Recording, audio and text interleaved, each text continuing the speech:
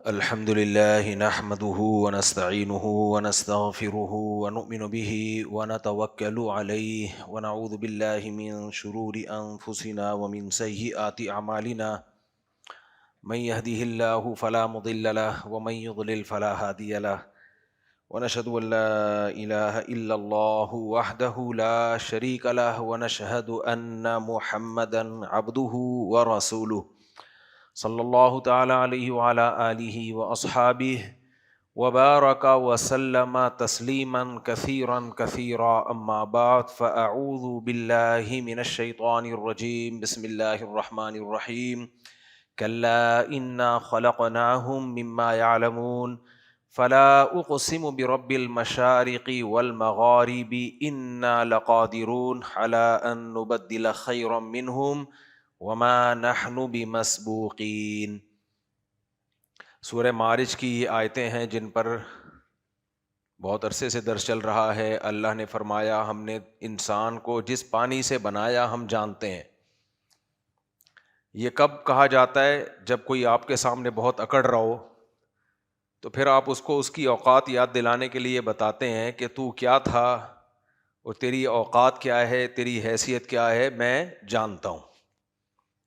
تو انسان بھی اللہ کے سامنے بہت زیادہ اکڑتا ہے، تو اللہ اس کو اس کی اوقات یاد دلاتے ہیں کہ ہم نے تمہیں جس پانی سے بنایا ہے وہ ہم جانتے ہیں، تو تم جس چیز سے بنے ہو تم وہی ہو، تو زیادہ فنٹر بننے کی کوشش مت کرو۔ اب آپ کہہ سکتے ہیں اللہ کے سامنے تو کوئی بھی نہیں اکڑتا۔ دیکھو، جب کوئی آپ دعویٰ کر رہے ہوں اور کوئی آپ کے دعوے کو نہ مان رہا ہو، آپ کی بات کو بالکل 180 ڈگری پہ جا کے اس کا انکار کر رہا ہو، تو اس سے بڑی آپ کی کوئی توہین ہو سکتی ہے؟ آپ کانفیڈنٹلی پوری ذمہ داری کے ساتھ پورے وثوق کے ساتھ کوئی بات کر رہے ہو، مثال کے طور پہ کوئی ٹیچر بچوں کو پڑھا رہا ہو کہ بیٹا دیکھو 2+2 = 4، 2 اور 2 کتنے ہوتے ہیں؟ 4 ہوتے ہیں، اور بچہ آگے سے کہہ دے نہیں 2 اور 2 تو 6 ہوتے ہیں، تو ٹیچر کہے کہ میں میتھ کا ٹیچر ہوں بیٹا، میں آپ سے زیادہ جانتا ہوں، اور یہ بات دلائل سے بھی ثابت ہو چکی ہے، جس ٹیچر سے بھی پوچھو گے وہ یہی کہے گا، بشرطے کہ وہ میتھ کا ٹیچر ہو۔ ٹیچر کس کا ہو؟ وہ میتھ کا ہو۔ جس سے بھی پوچھو گے وہ یہی کہے گا 2+2 = 4۔ بچہ آگے سے کہے نہیں 2 + 2 8 ہوتے ہیں، 6 بھی میں نے غلطی سے کہہ دیا تھا، 8 ہوتے ہیں، تو میتھ کے ٹیچر کی اس سے بڑی کوئی انسلٹ ہو سکتی ہے بھائی؟ وہ اپنی بے عزتی محسوس کرے گا کہ نہیں کرے گا؟ تو ٹیچر ایسے موقع پہ کیا کہے گا؟ بیٹا تم جتنے فنٹر ہو میں تمہیں جانتا ہوں، تمہیں میتھ کی الف بے بھی نہیں پتا، اور تم اتنے کانفیڈنس کے ساتھ کہہ رہے ہو 2 + 2 8 ہوتے ہیں، حالانکہ تمہیں میتھ کی الف بے بھی نہیں پتا ہے۔ یہ تو میں نے چھوٹی سی مثال دی ہے۔ قرآن کہہ رہا ہے انسان اکڑتا ہے قرآن اللہ کے سامنے۔ اب کہاں اکڑ رہا ہے کہ قرآن کو یہ کہنے کی ضرورت پیش آئی کہ تمہاری جو اوقات ہے ہمیں معلوم ہے، اور ہم نے تمہیں بنایا ہے، تو ہمیں نہیں پتا ہوگا تو کس کو پتا ہوگا؟ وہ الگ بات ہے، جاوید اختر صاحب نے تو کہہ دیا کہ خود بخود بنے، یہ بڑی عجیب بات ہے۔ تو انگلش کے بھرم ہے، زبان، ٹاپک چینج ہو رہا ہے جلدی سے بس کر کے پھر آ رہا ہوں اصل پہ۔ زبان ایک اچھی چیز ہے، زبان کا آنا، لیکن علم زبان کے آنے کو نہیں کہتے، یہ خوب سمجھ لو۔ کسی زبان میں مہارت حاصل ہونے کا مطلب یہ نہیں ہے کہ جس ٹاپک پہ آپ بات کر رہے ہیں اس میں بھی آپ کو مہارت ہو، لیکن میں جنرلی ایک بات کر رہا ہوں۔ جب مولانا شبیر احمد عثمانی جب پاکستان بنا نا، مولانا شبیر احمد عثمانی، وہ ان کے شاگردوں کے ذریعے ہم تک یہ بیان پہنچا ہے کہ اسمبلی میں اس وقت کچھ لبرل لوگ بھی تھے جو پاکستان کو اسلام کا قلعہ نہیں بننے دے رہے تھے، تو جب ڈیبیٹ ہوتی، شبیر احمد عثمانی رحمہ اللہ بہت بڑے عالم تھے، تو یہ لوگ کیا کرتے، آگے سے انگلش بولنا شروع کر دیتے۔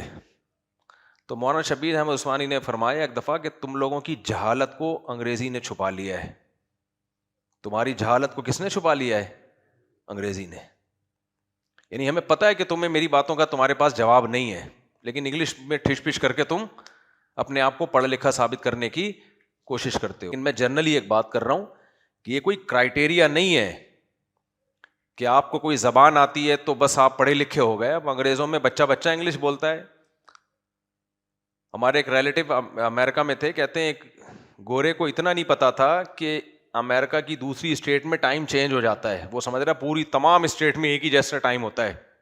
حالانکہ یہ تھوڑی سی بھی جس کو فلکیات معلوم ہے وہ کہے گا کہ یہ تو پاسبل ہی نہیں ہے, لیکن انگلش میں ٹھش فش. صحیح ہے نا. تو کبھی بھی کسی کی زبان سے متاثر نہ ہوا کریں, زبان سے متاثر نہ ہوا کریں. آپ کہہ رہے ہو آپ مجھے اس پہ بولنے کی کیا ضرورت ہے؟ اس لیے ضرورت ہے کہ اس زمانے میں کچھ اسکالرز ایسے ہیں جو علم میں بالکل زیرو ہیں, بالکل فارغ ہیں, لیکن تھوڑی سی ٹرمز انگریزی کی یوز کرتے ہیں, استعمال کرتے ہیں, ٹھش پش لگاتے ہیں. لوگ کہتے ہیں یار کیا ماشاءاللہ زبردست, حالانکہ بالکل فارغ بات ہوتی ہے, وہ 0/0 اس کی ویلیو ہوتی ہے. اچھا, انسان کی نفسیات یہ ہے کہ جو نالج اس کے پاس نہیں ہوتی نا, تو وہ والی نالج اگر کوئی غلط بھی رکھے گا تو انسان اس سے متاثر ہوتا ہے کہ چلو اس کے پاس کچھ نالج تو ہے, مجھے تو پتہ ہی نہیں. مثال کے طور پر آپ کو اگر ہسٹری کا نہیں پتا, تاریخ کا پتہ ہی نہیں ہے کہ ہسٹری میں کیا ہوا ہے, اب کوئی آ کے قصے سنانا شروع کر دے, یار وہ بنو امیہ میں یہ ہوا تھا, پھر فلانا کمانڈر دریافت ہوا تھا, پھر یہ ہوا, پھر یہ ہوا, پھر یہ ہوا. بولو گے یار نالج, آپ کو کیوں وہ نالج لگ رہی ہے؟ اس کے کانفیڈنس کو دیکھ کے, اور اس لیے لگ رہی ہے کہ آپ کے پاس ذرا سی بھی نہیں ہے. سمجھ رہے ہو نا؟ تو اس لیے آپ کو لگ رہا ہے کیا ہے, وہ پڑھا لکھا لگ رہا ہے, یار کیا نالج ہے, حالانکہ وہ پھینک رہا ہوتا ہے. اب آپ نے کیونکہ ہسٹری آپ نے خود پڑھی نہیں ہے, آپ کو خود معلومات ہے نہیں, تو وہ پھینک رہا ہوگا, آپ سمجھ رہے ہو یار کیا کانفیڈنس ہے, حالانکہ وہ جھوٹ اور غلط چیز پہ کانفیڈنس ہوتا ہے جو اور زیادہ برا ہے. تو اس لیے میرے بھائی کبھی کسی کے اسٹائل سے, کسی کی باتوں سے, کسی کی انگلش سے, کسی کی ٹھش پش سے. اسی طرح مذہبی لوگ کیا کر رہے ہوتے ہیں, جو علماء ہیں بعض دفعہ وہ عربی کا بھرم, جو باطل علماء ہیں وہ عربی کا بھرم مار رہے ہوتے ہیں. ایک یوٹیوب پہ ایک اسکالر ہے, نام نہیں لوں گا, آپ نہیں جائیں گے ان کی طرف, میرا مقصد کسی کی برائی نہیں ہے. انہوں نے میرے خلاف ایک کلپ بنایا, اس میں عربی کی اصطلاحات بہت استعمال کی ہیں کہ اصل استدلال فقہ کی نا, جو اصول فقہ پڑھا ہوا ہے ایسا لگ رہا ہے کہ اصل استدلال اس سے یہ ہوتا ہے فلاں. میں نے کہا بہت لمبی, کوئی بات نہیں اس میں, لیکن لوگ کہہ رہے ہیں یار علوم, علم بھی نہیں, کیا ہے علوم, پورا اصول فقہ پڑھا ہوا ہے. تو بھرم چل رہا ہے, دور کس کا چل رہا ہے؟ بھرم کا دور چل رہا ہے. جس کے بھرم ہے اس کا پلڑا کیا ہے, بھاری ہے. میں اب ایک چھوٹی سی مثال دیتا ہوں آپ کو. ہمارے ایک دوست, ہی میں نے پہلے بھی واقعہ سنایا ہے, ہمارے ایک دوست اسلامیات کا پیپر, یہ انہوں نے اپنا واقعہ سنایا. اب انہوں نے جھوٹ بولا ہو تو بھائی وہ ذمہ دار ہے, لیکن مجھے نہیں لگتا کہ وہ اتنا بڑا جھوٹ بولے گا میرے سامنے اور یا کسی کے بھی سامنے. کہتے ہیں اسلامیات کا پیپر تھا یا کوئی تاریخ کا پیپر تھا, مجھے یاد نہیں, تو اس میں تھا کہ کسی مشہور شخصیت کے بارے میں نا, جو پاکستان بنانے میں جن کا بڑا کردار رہا, اس پہ کوئی نوٹ لکھیں, مضمون لکھیں. کہہ رہے ہیں ہم نے کبھی پڑھا ہو تو ہمیں پتا ہو کہ مشہور شخصیات کون کون سی ہیں. ان کے ابا کا نام تھا تمییز الدین. کہتے ہیں میں نے اپنے ابا پہ نوٹ لکھ لیا مولوی تمییز الدین رحمت اللہ علیہ. مولوی تمییز الدین رحمت اللہ علیہ, ایک عظیم شخصیت تھے. کہتے ہیں میں پھینکتا رہا, فلاں سن میں پیدا ہوئے, پھر پاکستان کے لیے انہوں نے یہ کوششیں کی, پھر یہ ہوا, پھر قائد اعظم سے ملاقاتیں, 2-3 صفوں کا پورا ایک اچھا بھلا مضمون ٹھوک کے آ گئے, پورے نمبر ملے. کیونکہ سندھ حکومت ہے, آپ کو پتہ ہے تعلیم کا یہاں ایسا خوبصورت نظام ہے, بالش کے حساب سے نمبر ملتے ہیں. کتنے؟ بالش کے حساب سے. پنجاب میں ہوتا تو شاید پکڑا جاتا, لیکن سندھ میں ایسی چیزیں نہیں پکڑی جاتی. میں نے کہا تم نے سندھ میں امتحانات دیے ہیں, تمہارے پورے نمبر بنتے ہیں, اس لیے بنتے ہیں کہ تمہیں لکھنا تو آتا ہے نا. یہ بھی ایک کمال ہے نا کہ فرضی کہانی بھی بنانا آسان تھوڑی ہوتا ہے, کیونکہ جن لوگوں کو نمبر مل رہے ہیں ان کو لکھنا بھی نہیں آتا ہے. تو اس لیے یہ کمال ہے بھائی, میں تو اس کو کہتا ہوں بالکل آپ کی حلال جاب ہے. ٹھیک ہے، آپ کو نمبر جو ملے ہیں. تو جب بھی وہ یہ میں کوئی واقعہ سنا رہا ہوتا نا، تو اب دیکھو مولوی تمیز الدین رحمت اللہ علیہ پہ پورا پورا مضمون لکھ دیا. کیوں اسلامیات کو جو چیک کرنے والا جو بھی ایگزامینر تھا، جو پیپر کو چیک کرنے والا یا ہسٹری کے پیپر کو چیک کرنے والا، اس کو یہ بھی نہیں پتا تھا. تو اس نے بولا کہ یار کچھ لکھا ہے کچھ تو ہوگا نا، اور زیادہ نمبر اس لیے دیے کہ اس کے پاس جو نالج ہے وہ میرے پاس نہیں ہے. تو یہیں رہتے ہیں، ادھر ہی نماز پڑھنے بھی آتے ہیں جن کا یہ واقعہ ہے. تو خیر، تو اس لیے کچھ اسکالرز ایسے ہیں باقاعدہ کسی مدرسے سے پڑھے نہیں ہیں، نہ عربی فقہ، نہ انہوں نے عربی گرامر پڑھی ہے، نہ انہوں نے اصول حدیث پڑھا، نہ حدیث پڑھی، نہ انہوں نے اصول فقہ پڑھا، نہ انہوں نے عربی ادب پڑھی، نہ عربی گرامر پڑھی، کچھ بھی نہیں. چند کتابیں اردو کی یہاں سے پڑھ لی، چند کتابیں وہاں سے پڑھ لی، کچھ باہر کے اسکالرس کو پڑھ کے چوچو کا مربع بن کے پھر مارکیٹ میں آ کے جو لمبی لمبی وہ باتیں کر رہے ہوتے ہیں، تھوڑی سی انگلش ٹھش پش مار رہے ہوتے ہیں. لوگ کہتے ہیں علوم، علم نہیں. اب کیا کریں یار، روحانی عامل ذہن میں آ جاتے ہیں میرے. روحانی عاملوں سے بھی لوگ اس لیے متاثر ہیں، اس لیے کہ لوگ کہتے ہیں ہمارے پاس تو یہ روحانی علم ہے نہیں، جنات چڑیل بھوت کا تو ہمیں کچھ پتہ ہی نہیں ہے.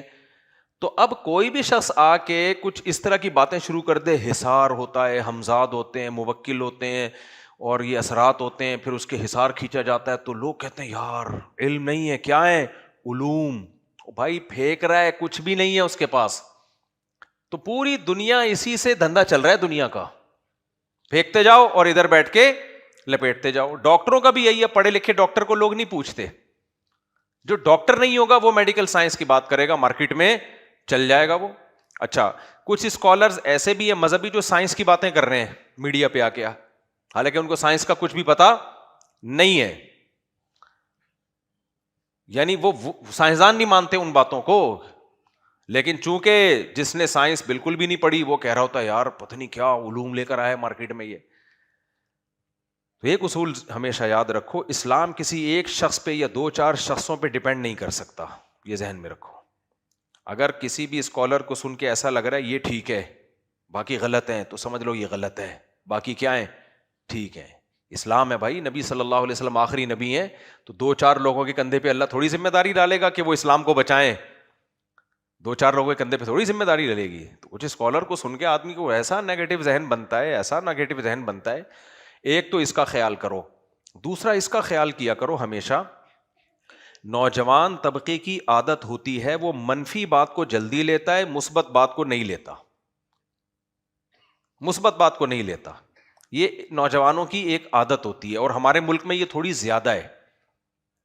مثال کے طور پر اگر کوئی یہ دعویٰ کرے کہ سارے مولوی ٹھیک ہیں یا سب لوگ ٹھیک ہیں، یہ دعویٰ چلے گا؟ نہیں چلے گا، اور غلط بھی ہے، سارے ٹھیک نہیں ہوتے. لیکن اگر یہ کہتے ہیں سارے غلط ہیں، یہ پھر بھی اس نظریے کو بہت سے ووٹ مل جائیں گے. اس نظریے کو بہت سے ووٹ بولو مل جائیں گے، کیونکہ بات منفیت کی ہو رہی ہے نا. حالانکہ یہ بھی غلط ہے کہ سارے غلط ہیں، یہ بھی غلط ہے کہ سارے صحیح ہیں، یہ بھی غلط ہے کہ سارے غلط ہیں. لیکن جب آپ ووٹنگ کرواؤ گے تو یہ کہنا کہ سارے صحیح ہیں، اس نظریے کو تو ایک ووٹ بھی نہیں ملے گا. لیکن یہ کہنا کہ سارے ہی غلط ہیں، اس کو ٹھیک ٹھاک ووٹ ملیں گے. اور دو چار ووٹ ہوں گے جو کہیں گے کہ نہیں ایسا نہیں ہے، اور وہ دو چار بھی وہی ہوں گے جو اپنے آپ کو سمجھتے ہوں گے میں ٹھیک ہوں، باقی سارے کیا ہیں؟ غلط ہیں. تو یہ نوجوانوں کی اور خاص طور پر ہمارے ملک کی سوچ ہے کہ منفیت کیا ہے، وہ مارکیٹ میں زیادہ چلتی ہے. تو یہ غلط ہے، اسلام تو اس کی ہمیں ترغیب نہیں دیتا میرے بھائی. قرآن سنت اٹھا کے دیکھو، مسلمانوں کے بارے میں حدیث میں آتا ہے میری امت حق پر غالب رہے گی. تو غلبہ کمزور کو ہوتا ہے طاقتور کو ہوتا ہے؟ طاقتور کو ہوتا ہے. تو امت کی بہت بڑا طبقہ حق پر رہے گا، آج بھی ہے.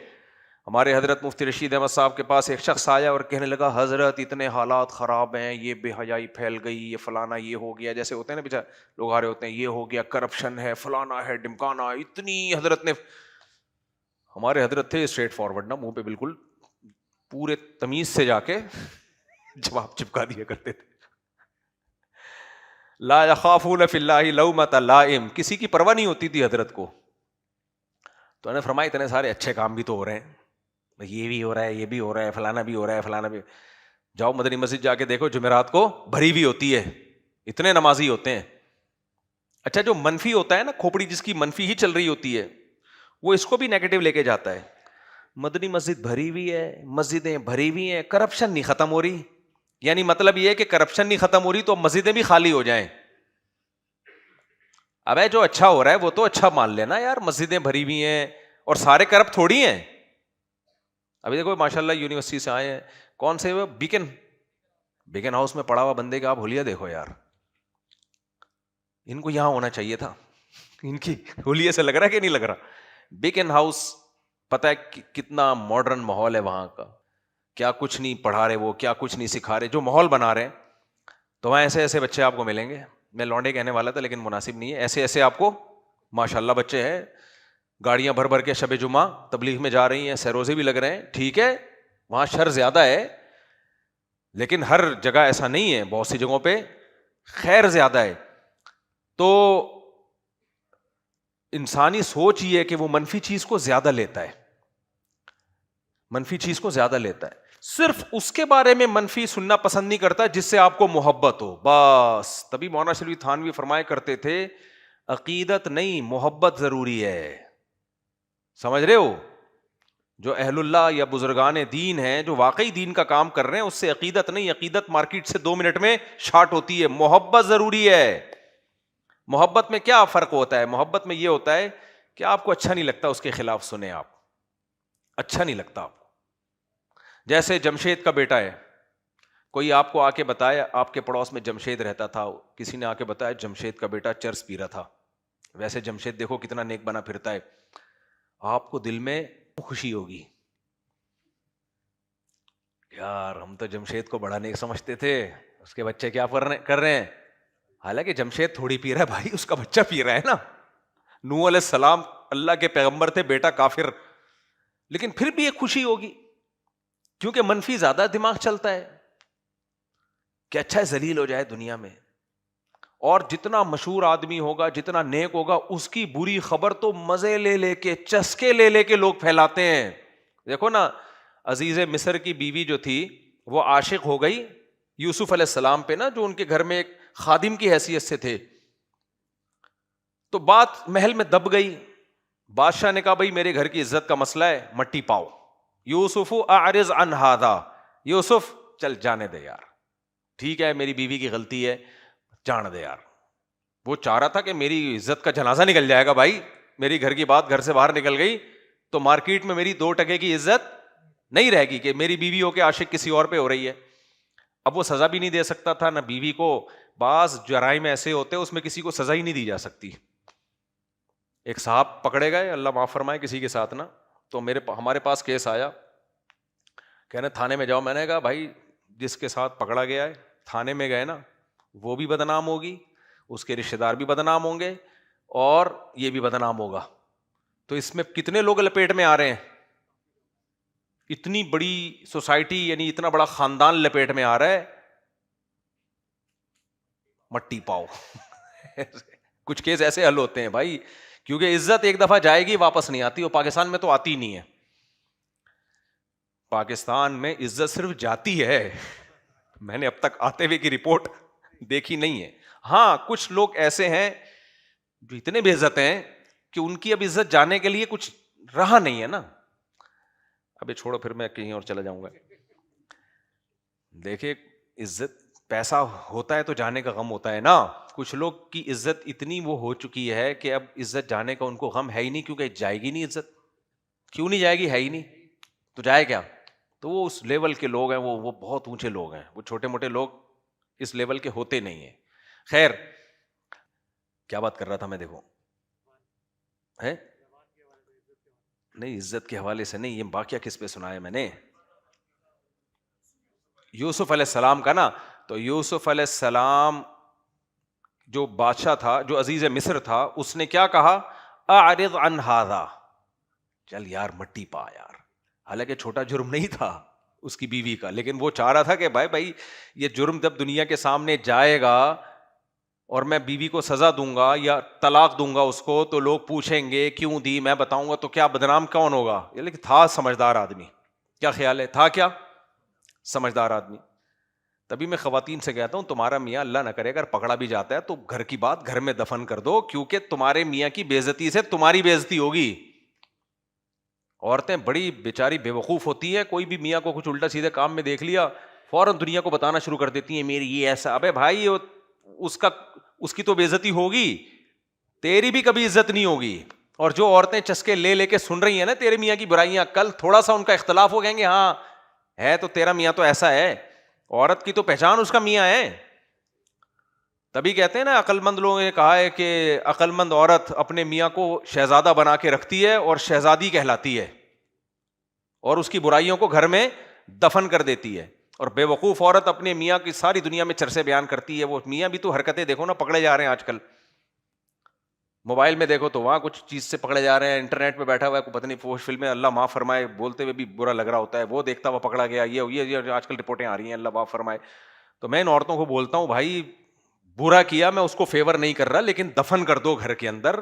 بچوں کو پتا چلے گا ابا یہ کر رہے تھے, بچوں کے دل میں کیا عزت رہے گی؟ بچے بھی کریں گے کہ نہیں کریں گے یہ کام پھر؟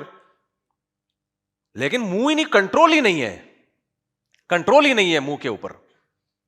اللہ میاں نے میاں بیوی کو لباس بنائے ایک دوسرے کا, لباس کا مطلب ہے چھپاؤ بھائی, ایک دوسرے کی چیزوں پہ پردہ ڈالو. اب بے وقوف عورت نے اپنے پرانے تعلقات بتا دیے شوہر کو. تم کیوں بتا رہی ہو بھائی, چھوڑ دو, جمشید کیسا تھا, ستار کیسا تھا, مٹی پاؤ. اور اگر اس نے حماقت کر کے بتا دیے ہیں تو تم چھپا دو اب اس کو بیگم, بس پرانی باتیں کیا کرو, اور کرید رہا ہوتا ہے اور مزے لے رہا ہوتا ہے. پھر جب لڑائی ہوگی تانے دے گا اس کو, تم نے خود بتایا تھا, تمہیں یاد ہے آج میں پکڑا گیا ہوں تو تم نے تو خود پکڑوایا اپنے آپ کو. کیا گند چل رہا ہے. تو بس وہ بے لگام زبان ہے. اللہ میاں نے حکم دیا پردے ڈالو بھائی, اپنے گناہ کو بھی کسی کے سامنے ظاہر کرنے کی اجازت نہیں ہے. نبی صلی اللہ علیہ وسلم نے فرمایا کل امتی معافن الا المجاہرین, جہار کرنے والے جو اپنے گناہ کو لوگوں کے سامنے بیان کر دیتے ہیں ان کا گناہ قابل معافی نہیں رہتا. اللہ کہتے ہیں تجھے خود شرم نہیں آ رہی اپنے گناہ پہ؟ جس چیز پہ شرم آتی ہے وہ بیان کیا جاتا ہے بھائی. کچھ برائیاں ایسی ہوتی ہیں انسان کو پتا ہے گندا کام ہے یہ, تو بتا نہیں رہا ہوتا. وہ لڑکی والوں کے سامنے آپ گئے رشتہ لینے کے لیے, کیا کرتے ہو؟ جی میں چرس پیتا ہوں چھپ چھپ کے. بتاؤ گے کبھی؟ اگر پی بھی ہے بھائی چھپاتا ہے آدمی, یار یہ کوئی عزت جائے گی. تو جس گناہ کو آپ بتا رہے ہو نا, اس کا مطلب آپ اس گناہ کو گناہ سمجھتے نہیں, آپ اس کو ہلکا سمجھتے ہو. تو جب آپ اس کو ہلکا سمجھتے ہو تو اللہ کیوں معاف کرے گا؟ اللہ نے معافی ان لوگوں کے لیے رکھی ہے جو اپنی غلطی کو بڑا سمجھتے ہیں اور توبہ استغفار کرتے ہیں, ندامت ہوتی ہے. جب آپ بتا رہے ہو میری گرل فرینڈ ہے, میں نے یہ کیا, میں نے فلانی فوش فلم دیکھی, میں نے فلانی فلم دیکھی, میں نے یہ کیا, یہ ڈرامے بازی, تو اللہ کہتا ہے کہ اس کو خود اپنے گناہ پہ ندامت نہیں ہے. تو کل امتی معافن الا المجاہرین, جو جہار کرنے والے, لوگوں کے سامنے بتانے والے, اللہ کہتا ہے یہ قابل معافی نہیں ہے, یہ قابل معافی نہیں ہے. تو میں وہ مثال دے رہا تھا نا کہ چھپایا, ہاں. تو یوسف علیہ الصلوۃ والسلام نے بھی بیوی کو, ان کی جو عزیز مصر تھا, عقل مند آدمی معلوم ہوتا ہے, اس نے بیگم کو بولا مٹی پا بھائی, کیا کر دے. یہ نہیں کیا اس نے بلایا ہو, اس کے سسرال فون کیا, اپنے سسر کو دیکھ لیا اپنی بیٹی کی حرکتیں. پاکستانی ہوتا یہ کام کر رہا ہوتا, دیکھ لیا, اور وہ سالے اور سسر آستین چڑھا کے تگڑ تگڑ دوڑتے ہوئے آ رہے ہوتے. اور جو ہوتا ہے ہمارے یہاں سسرالوں کے جھگڑے پھر چلتے ہیں تو پھر نتیجہ نکلتا بادشاہ کی 2 ٹکے کی حیثیت. اگلے الیکشن میں جیتنا نہیں تھا اس نے. ایسے تو الیکشن نہیں ہوتے تھے, وہاں سلیکشن ہی ہوتی تھی. خیر, جیسے ہمارے استغفر اللہ, تو وہ نہیں آنا تھا اس نے, ٹھیک ہے نا. دوبارہ ایک تو میں پتہ نہیں منہ سے کیوں ایسی غلط غلط باتیں نکل جاتی ہیں, یعنی صحیح صحیح یعنی غلط غلط, ٹھیک ہے نا. اچھا خیر, تو اب کیا ہوا, لیکن بات کیا ہو گئی, لیک آؤٹ. بادشاہ کا آرڈر تھا, عزیز مصر بھی بادشاہ کا نائب ہوتا تھا, تو اس کا آرڈر کیا ہلکا آرڈر ہے. اور اس نے اپنی بیوی سے کیا کہا, اچھا بیوی کو ڈانٹ بھی نہیں رہا زیادہ, بھائی ڈانٹوں گا آگے سے وہ جواب دے گی, پھڈا شروع, جہاں پھڈا ہوا بات مارکیٹ میں پھیل جائے گی. اس لیے اس نے اپنی بیوی سے وہ بات کہی جو مولوی لوگ کہہ رہے ہوتے ہیں, حالانکہ وہ مولوی نہیں تھا, نہ مسلمان بھی نہیں تھا. کہنے لگا وَاسْتَغْفِرِي لِذَنْبِكِ, اپنے گناہ پہ استغفار کر لے. جو بھی ان لوگوں کا, جس کو بھی بھگوان مانتے ہوں گے, جو بھی ان کا خدا ہو, جو انہوں نے تصور کیا ہوا ہوگا, یا ہو سکتا ہے اللہ کو مانتے ہوں, شرک بھی کرتے ہوں, کہ کیا کر, کیونکہ یہ زنا جو ہے نا, زنا تمام دینوں میں, تمام تہذیبوں میں حرام رہا ہے.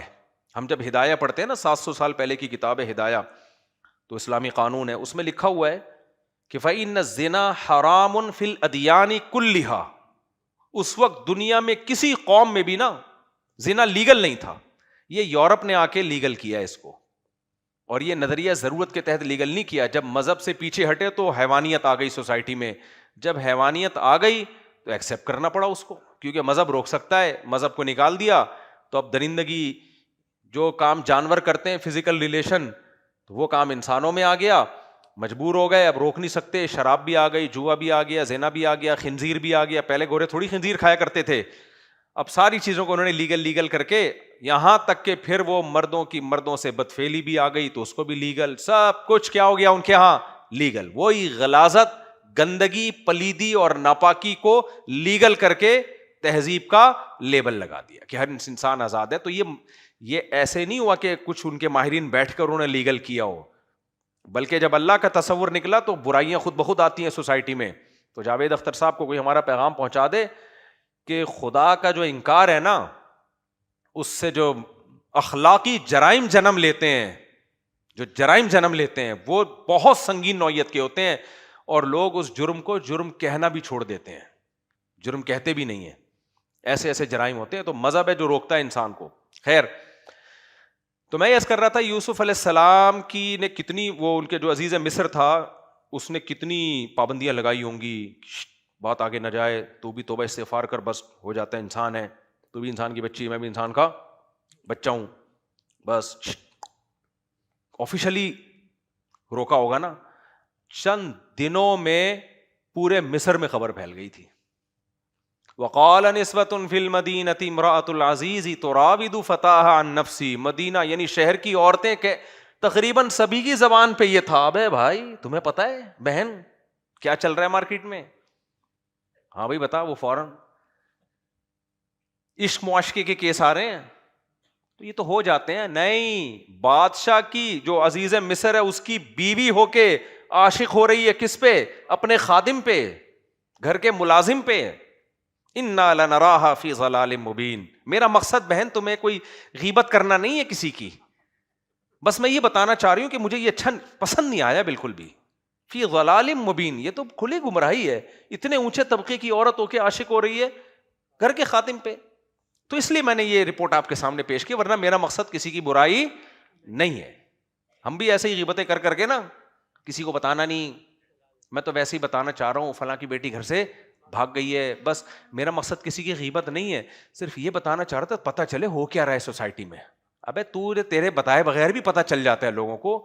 ہر آدمی غیبت پہ ایک اچھا لیبل لگا کے لوگوں کے گھروں کے راز فاش کر رہا ہوتا ہے. یہ جو ہے نا نالج, نبی صلی اللہ علیہ وسلم نے ایک دعا سکھائی ہے, اللہم انی اعوذ بک من علم لا ینفع. اے اللہ اس علم سے تیری پناہ مانگتا ہوں جو فائدہ نہ پہنچائے. ہر نالج اچھی نالج نہیں ہوتی. آپ کو سب کے گھروں کا پتا ہے, کس کی بیوی بھاگ گئی, کس کا کس کے ساتھ چکر چل رہا ہے, کس کی بیٹی کا کہاں سے چکر چل رہا ہے, اور آپ کو میں ایک نالجیبل آدمی ہوں. یہ والی نالج شیطان کے پاس بولو زیادہ ہوتی. کچھ چیزوں سے جاہل رہنا یہ عالم ہونے کی دلیل ہوتی ہے, اور کچھ چیزوں کا علم ہونا یہ جاہل ہونے کی دلیل ہوتی ہے. آپ کو اپنے کام سے کام رکھو, تمہیں کیا یار کس کے گھر میں کیا ہو رہا ہے. کسی کو آپ موبائل پکڑا دو فوراً گیلری میں گھسے گا, ان باکس میں جائے گا, واٹس ایپ میں جا کے میرے ساتھ ہوا ہے یہ سب کچھ. اعتماد کر کے میں نے موبائل پکڑا دیا, پہلے ہوتا تھا, اب تو میں ہوشیار ہو گیا ہوں نا, جب میں نیا مشہور ہونے لگا نا تو اچھے لوگ آتے ہیں ماشاء اللہ حضرت جی, میں بڑا متاثر ہوتا, اتنا نیک آدمی یار, یعنی مجھ سے اتنا زیادہ تمیز سے مل رہا ہے. اس کو موبائل پکڑا دیا کہ بھائی ویڈیو بنا لے, کم بخت گھس گیا کس میں, نمبر نکال لیے. اب میرے پاس ہر طرح کے نمبر آتے ہیں. ایک نے ایک شرارت کی, ایک خاتون ڈیورس طلاق یافتہ تھی, مسائل پوچھ رہی تھی, تو اس کے یاداشت، اس کا استفتاء آیا ہوا تھا میرے پاس طلاق کا، تو میں نے ڈیورس کے لفظ سے نا اس کو، تاکہ مجھے یاد رہے اس کی ہسٹری، اس نے دیکھا یہ طلاق یافتہ ہے، اس پہ لائن مارو، میرے موبائل سے نمبر نکال کے لائن مارنا شروع کر دی. سمجھ میں آ رہی ہے بات کہ نہیں آ رہی ہے؟ مجھے پتہ ہی نہیں ہو گیا رہا ہے وہ خاتون کہ میرا نمبر کہاں سے چلا گیا. پھر میں نے اس کو، پھر جب میں نے انکوائری کے پتا چلا کہ یہ اس طرح ہوتا ہے، گھر میں کسی کو بٹھاؤ وہ درازیں کھول کے چیک کر رہا ہے، الماریوں میں گھس رہا ہے. بھائی یہ تو شوہر بیوی کے لیے یہ کام کرتا ہوا اچھا نہیں لگتا. بیگم کا موبائل عورتیں بھی کر رہی ہوتی ہیں، میاں کے موبائل، یہ جمشید ہے، جمشیدہ تو نہیں ہے کہیں، یہ محمود ہے کہیں، ایسا تو نہیں ہے لکھا ہوا محمود اور نکلے کیا. میں عورتوں سے کہتا ہوں تم شوہر کی پرائیویسی میں جتنا مرضی گھسو گی نا، تمہیں ٹینشن کے علاوہ کچھ بھی حاصل نہیں ہوگا. شوہر کے پاس تمہیں بے وقوف بنانے کے اتنے راستے ہیں، اتنے راستے ہیں، کیونکہ گھر سے جو گھر میں ہوتا ہے اس کی نگرانی ہو سکتی ہے، جو گھر سے باہر ہے اس کی کون نگرانی کرے گا. لیکن نہیں، ایک ہے کچھ نہ کچھ، پھر وہ لڑائیاں ہوتی ہیں، بدگمانیاں ہوتی ہیں، طلاقیں ہوتی ہیں. چھوڑ دو یار، تمہارا جب میاں گھر میں آتا ہے، بھائی میرے میاں سے اچھا اس کائنات میں کوئی بھی نہیں ہے، بہت شریف آدمی ہے، کبھی بھی انٹیوں کو نظر اٹھا کے نہیں دیکھتا، کبھی ضرورت ہو تو ٹکٹکی باندھ کے دیکھ لیتا ہے. اتنا بے حیا نہیں ہے کہ نظر اٹھا کے.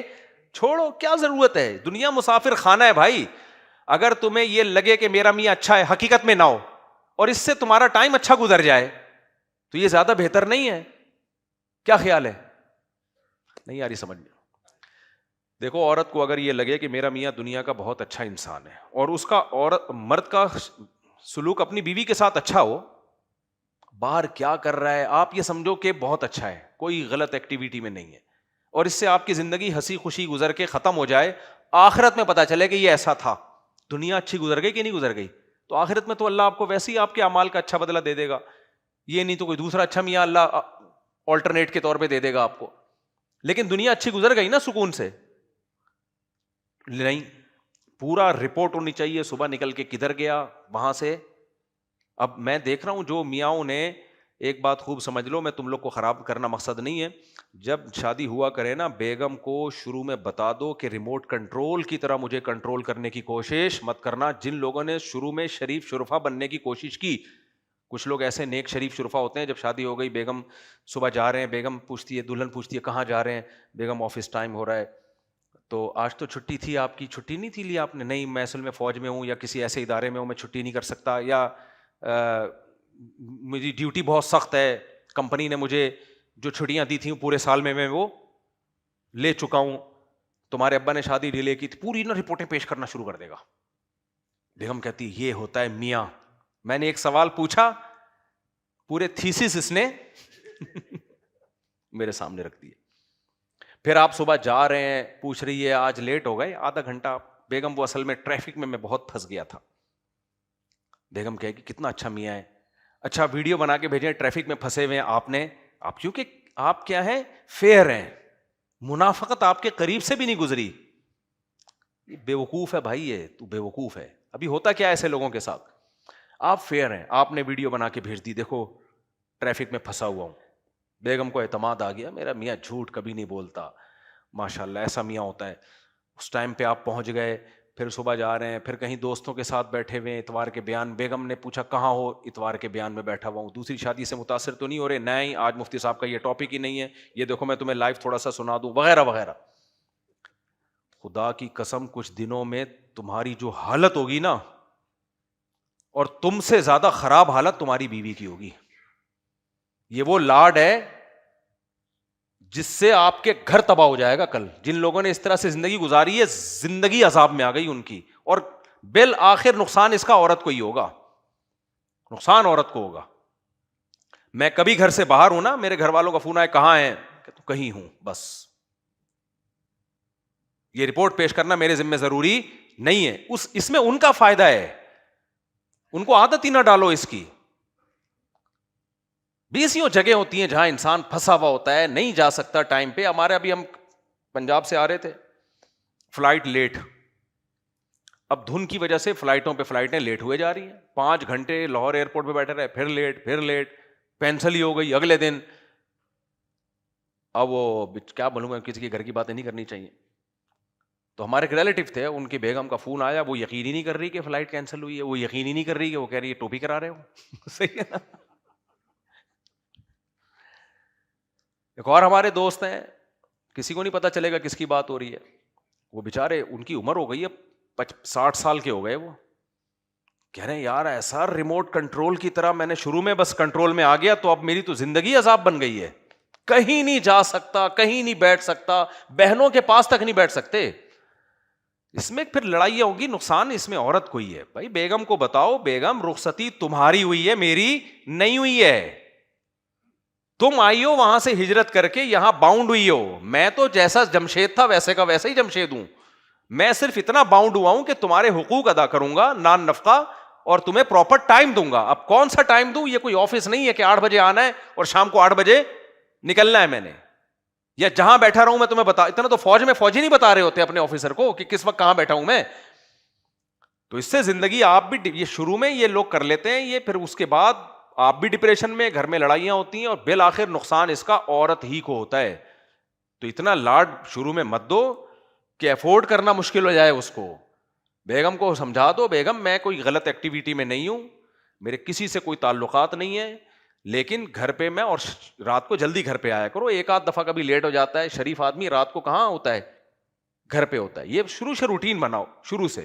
کبھی لیٹ ہو گئے تو بھائی مجھے آج کام ہے, میں دیر سے آؤں گا, بس اتنا کافی ہے. میں وہاں بیٹھا ہوا ہوں, میں ادھر بیٹھا ہوا ہوں, میں یہ کھا رہا ہوں, میں وہ کھا رہا ہوں.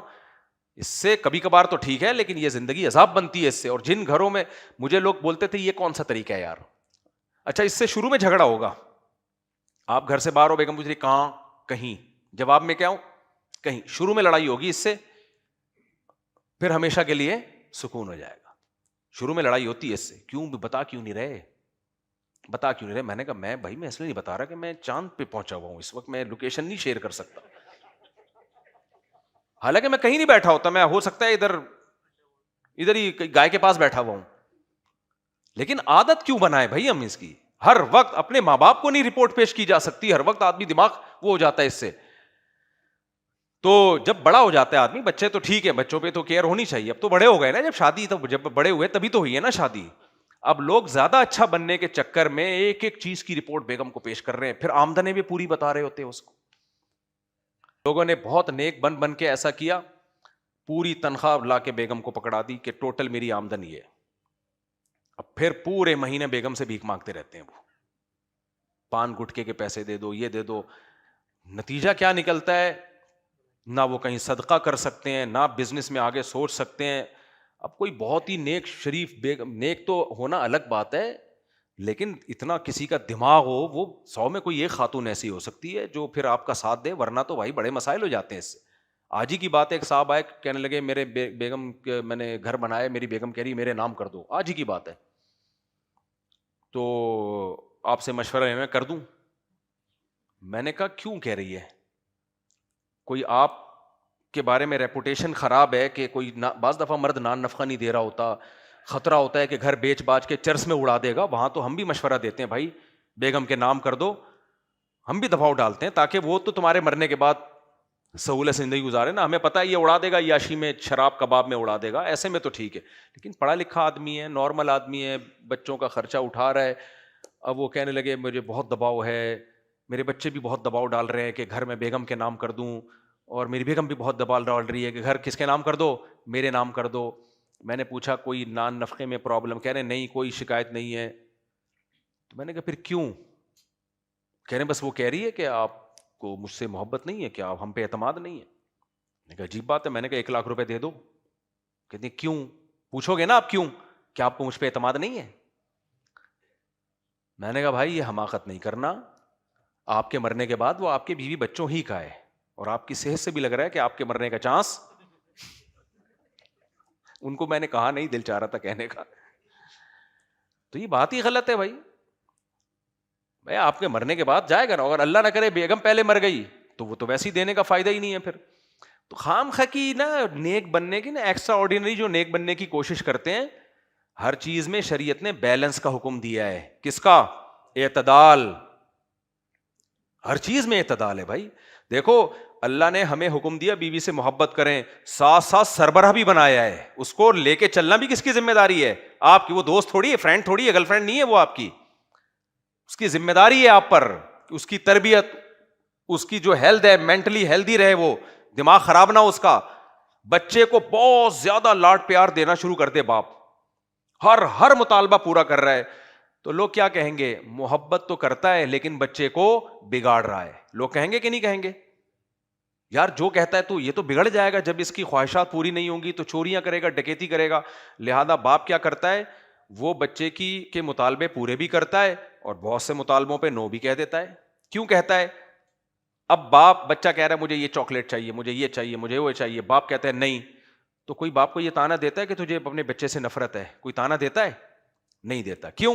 اس لیے کہ ان کو پتا ہوتا ہے جہاں بچے سے محبت ہے وہاں یہ بچے کا سرپرست بھی ہے، اس کے ذمہ اس کی تربیت بھی ہے. تو ایسے ہی انگریزوں کا یہ تصور ہے کہ میاں بیوی بس ایک جیسے ہوتے ہیں. نا، اسلام نے کہا ہے کہ جس باپ نے اپنی بیٹی تمہیں دی ہے تو سنبھالنا بھی اب کس کے ذمہ ہے؟ صرف کھلانا پلانا نہیں ہے، سنبھالنا ہے. تو سنبھالنے میں یہ ہے کہ بیلنس لے کے چلنا ہے، اتنا زیادہ نہیں ہو کہ وہ بس کہیں کے بھی نہیں رہو آپ، وہ اس کو نقصان ہوگا اس کا فیوچر میں چل کے. وہ ایسا کنٹرولنگ سسٹم آ جائے گا نا کہ بس گئے کام سے آپ، اسی کا نقصان ہے کل جا کے اس کا. تو خیر میں بتا رہا تھا کہ وہ جو یوسف علیہ السلام کی خبر مصر میں پھیلی، ایک دم اسپیڈ کے ساتھ پھیلتی چلی گئی. اس سے کیا سبق ملتا ہے ہمیں؟ مثبت چیزیں کم پھیلتی ہیں، منفی چیزیں زیادہ پھیلتی ہیں. لیکن سورہ حجرات میں اللہ نے ہمیں کیا کہا ہے، اور قرآن میں دوسرے مقامات پر، مثبت چیزوں کو زیادہ پھیلاؤ، منفی چیزوں کو بالکل بھی نہ پھیلاؤ. تو ہم تو بالکل الٹا چل رہے کہ نہیں چل رہے؟ عبداللہ بن مسعود کے پاس 4 گواہ آئے کہ ہم نے فلاں کو زنا کرتے ہوئے دیکھا ہے، حالانکہ ان کے لیے گواہی دینا جائز تھا. عبداللہ بن مسعود نے فرمایا کہ یعنی جس کا مفہوم میں اپنے الفاظ میں بتا رہا ہوں کہ کاش تم اس کو ذلیل نہ کرتے. تو صحابہ کرام کبھی بھی کسی کی برائی کی خبر سن کے خوش نہیں ہوتے تھے. حتیٰ کہ نبی کے پاس جو خاتون آئی نا کہ مجھ سے زنا ہو گیا ہے، تو نبی کو بھی خوشی نہیں ہوئی تھی. نبی نے چہرہ پھیر لیا، اپنا چہرہ پھیر لیا. پھر وہ دوسری مجلس میں دوبارہ آئیں، پھر آپ نے چہرہ پھیرا اپنا. پھر تیسری مجلس میں دوبارہ آئیں، پھر چہرہ پھیرا آپ نے اپنا. ہماری کیا حیثیت، ہماری کیا ہے؟ کوئی آ کے اپنی برائی بتا رہا ہو، ایک دم لڈو پھوٹنا شروع، ابے اب اس کے خفیہ راز ہمارے سامنے آنے والے. ہم جب پڑھتے تھے نا تو مجھے یاد ہے 4-5 بندے بیٹھے ہوئے تھے، اسکول کا واقعہ ہے. تو ایک لڑکے کے منہ سے کچھ اپنی نکل گیا، اس نے کوئی برائی کی ہوگی. اس زمانے کی کیا برائی ہوتی تھی، کوئی تھوڑی سی وہ بھی دیکھ لیتا تھا نا، کسی کی تصویر شیمپو کی بوتل پہ کسی خاتون کی، اس کے لیے وہ بھی اس پہ بھی عاشق ہو جاتا تھا. تو کہیں اس نے اپنی کوئی برائی بیان کی ہوگی تھوڑی سی. تو مجھے یاد ہے ہماری کلاس میں ایک لڑکا اس کے پیچھے پڑ گیا، یار پورا بتاؤ واقعہ ہوا کیا ہے. ہم لوگ تو پیچھے ہٹ گئے، ہم نے کہا چھوڑو یار اس کا ذاتی ہے. وہ پیچھے پڑ گیا، بتاؤ، اس کو اگل رہا ہے. میں نے اس کو جا کے بولا، میں نے کہا بھائی تو کیوں بتا رہے آپ، جو ہوا بٹی پا یار. وہ کیوں اگل رہا ہے؟ تاکہ اس کی کمزوری مجھے پتا چل جائے. دیکھو انسان اگر نیوٹرل ہو کے سوچے نا، اپنے بارے میں 2 منٹ میں فیصلہ کر سکتا ہے میں اچھا آدمی ہوں یا برا آدمی. یہ کوئی زیادہ ڈیفیکلٹ کام نہیں. اندر سے میں اچھا ہوں یا برا. کسی کی برائی سن کے خوشی ہو رہی ہے نا، اور دل چاہ رہا ہے اور اگل، سمجھ لو اندر سے کیا ہو، برے ہو. اور کسی کی برائی سن کے تکلیف ہو رہی ہے. مجھے یاد ہے ہم اپنے شیخ کے ساتھ بیٹھے ہوئے تھے، حضرت کے ساتھ، کسی نے آ کے کسی مولانا کی برائیاں کرنا شروع کر دیں، وہ اٹھ کے ہی چلے گئے. تو ہمیں نہیں پتہ چلا یہ کس سلسلے میں گئے ہیں. پھر ان کے کسی بہت ہی کلوز خادم نے بتایا کہ ان کو برا لگا ہے کہ یار اچھا بھلی مجلس چل رہی تھی، آ کے کیا گند ڈالنا اس میں شروع کر دیا. اور اس غیبت کی ضرورت بھی نہیں تھی، کوئی ضرورت ہو تو ایک الگ بات ہے. ہم نے علماء سے سنا ہے کہ جو آدمی برائی کرتا ہے اس کی مثال ایسے ہے، یعنی جو گناہ کرتا ہے اس کی مثال ایسے ہے جیسے بیچ سڑک میں کسی نے پہانا کر دیا. یہ بھی غلط ہے. اور جو اس برائی کے چرچے کر کے پھیلاتا ہے وہ ایسے جیسے ڈنڈی سے لے کے اس کو پوری سڑک کو کیا کر رہا ہے، خراب کر رہا ہے. تو زیادہ برا کون ہوا، پہلا یا دوسرا؟ دوسرا ہوا. تو اس لیے میرے بھائی ہمیں ایک چیز کی ضرورت ہے, منفی سوچ کو کیا کر دیں, ختم. ہم سب بہت زیادہ منفی سوچتے ہیں ہر سطح پہ. اچھا منفی جو باتیں کرے گا وہ چلتا بھی بہت ہے, یہ سب ایسے ہیں, یہ سب ہے. حکمرانوں میں بھی سارے برے نہیں ہوتے, یہ بھی ذہن میں رکھو. جب تک ریلیشن ہمارا نہیں تھا نا, ہم بھی سمجھتے تھے سارے 2 نمبر ہیں, لیکن ہمیں ایسے ایسے خاندانی لوگ ان میں ملے ہیں, ایسے ایسے خاندانی لوگ ملے ہیں آفیسرز میں, 18 گریڈ 20 گریڈ کے آفیسرز میں. میں نے کہا یار یہ تو ہم سے زیادہ نیک ہیں یہ. تو سارے کہیں بھی برے نہیں ہوتے میرے بھائی, اور ہر چیز ہمارے خلاف سازش بھی نہیں ہوتی. سارے کام امریکہ کے بھی برے نہیں ہوتے. میں نہیں کہہ رہا امریکہ بہت اچھا ہے, حاجی ڈونلڈ ٹرمپ کے تو آپ کو کارنامے پتہ ہیں, سلو کے ایوارڈ مل رہے ہیں ان کو. لیکن ہر چیز میں نیگیٹو سوچنا کہ وہ جو یہ کر رہا ہے تو اس کا مقصد یہ ہے, حالانکہ اس کا مقصد نہیں ہوتا. بعض دفعہ وہ کر رہا ہوتا ہے, چلو یار انگریز بھی انسانیت کی خدمت کر لیتے ہیں, کافر بھی کر لیتے ہیں. یہ جو پولیو کی ویکسین ہے نا, یہ گورے نے اس پہ بہت زیادہ خرچہ کیا ہے اس کو دنیا میں پھیلانے پر. اس کا مقصد جو میں نے ریسرچ کی ہے, اور ان لوگوں کے ساتھ جو اہل ہیں ریسرچ کے, جن کو پتہ ہے معاملات کا, کہتے ہیں کہ انگریز نے اس کے کیا کوئی بچہ مر گیا تھا یا کوئی پولیو سے ہو گیا, اس نے تہیہ کیا تھا کہ میں دنیا سے پولیو کا خاتمہ کروں گا. تو اس میں اس کی بہت بڑی رقم خرچ ہوئی ہے پولیو کی ویکسین کو بنانے میں, دنیا میں پھیلانے میں. لیکن ہمارے ہاں پروپیگنڈا کیا ہے, اس میں اولاد کے جرثومے ہیں, جس سے بچے پیدا نہیں ہوتے, اس میں یہ ہے, اس میں فلانا ہے, اس میں. ہم بھی یہی بیان کرتے رہے پہلے, کیونکہ ہم بھی اسی سوچ کو لے کے پیدا ہوئے بڑے ہوئے.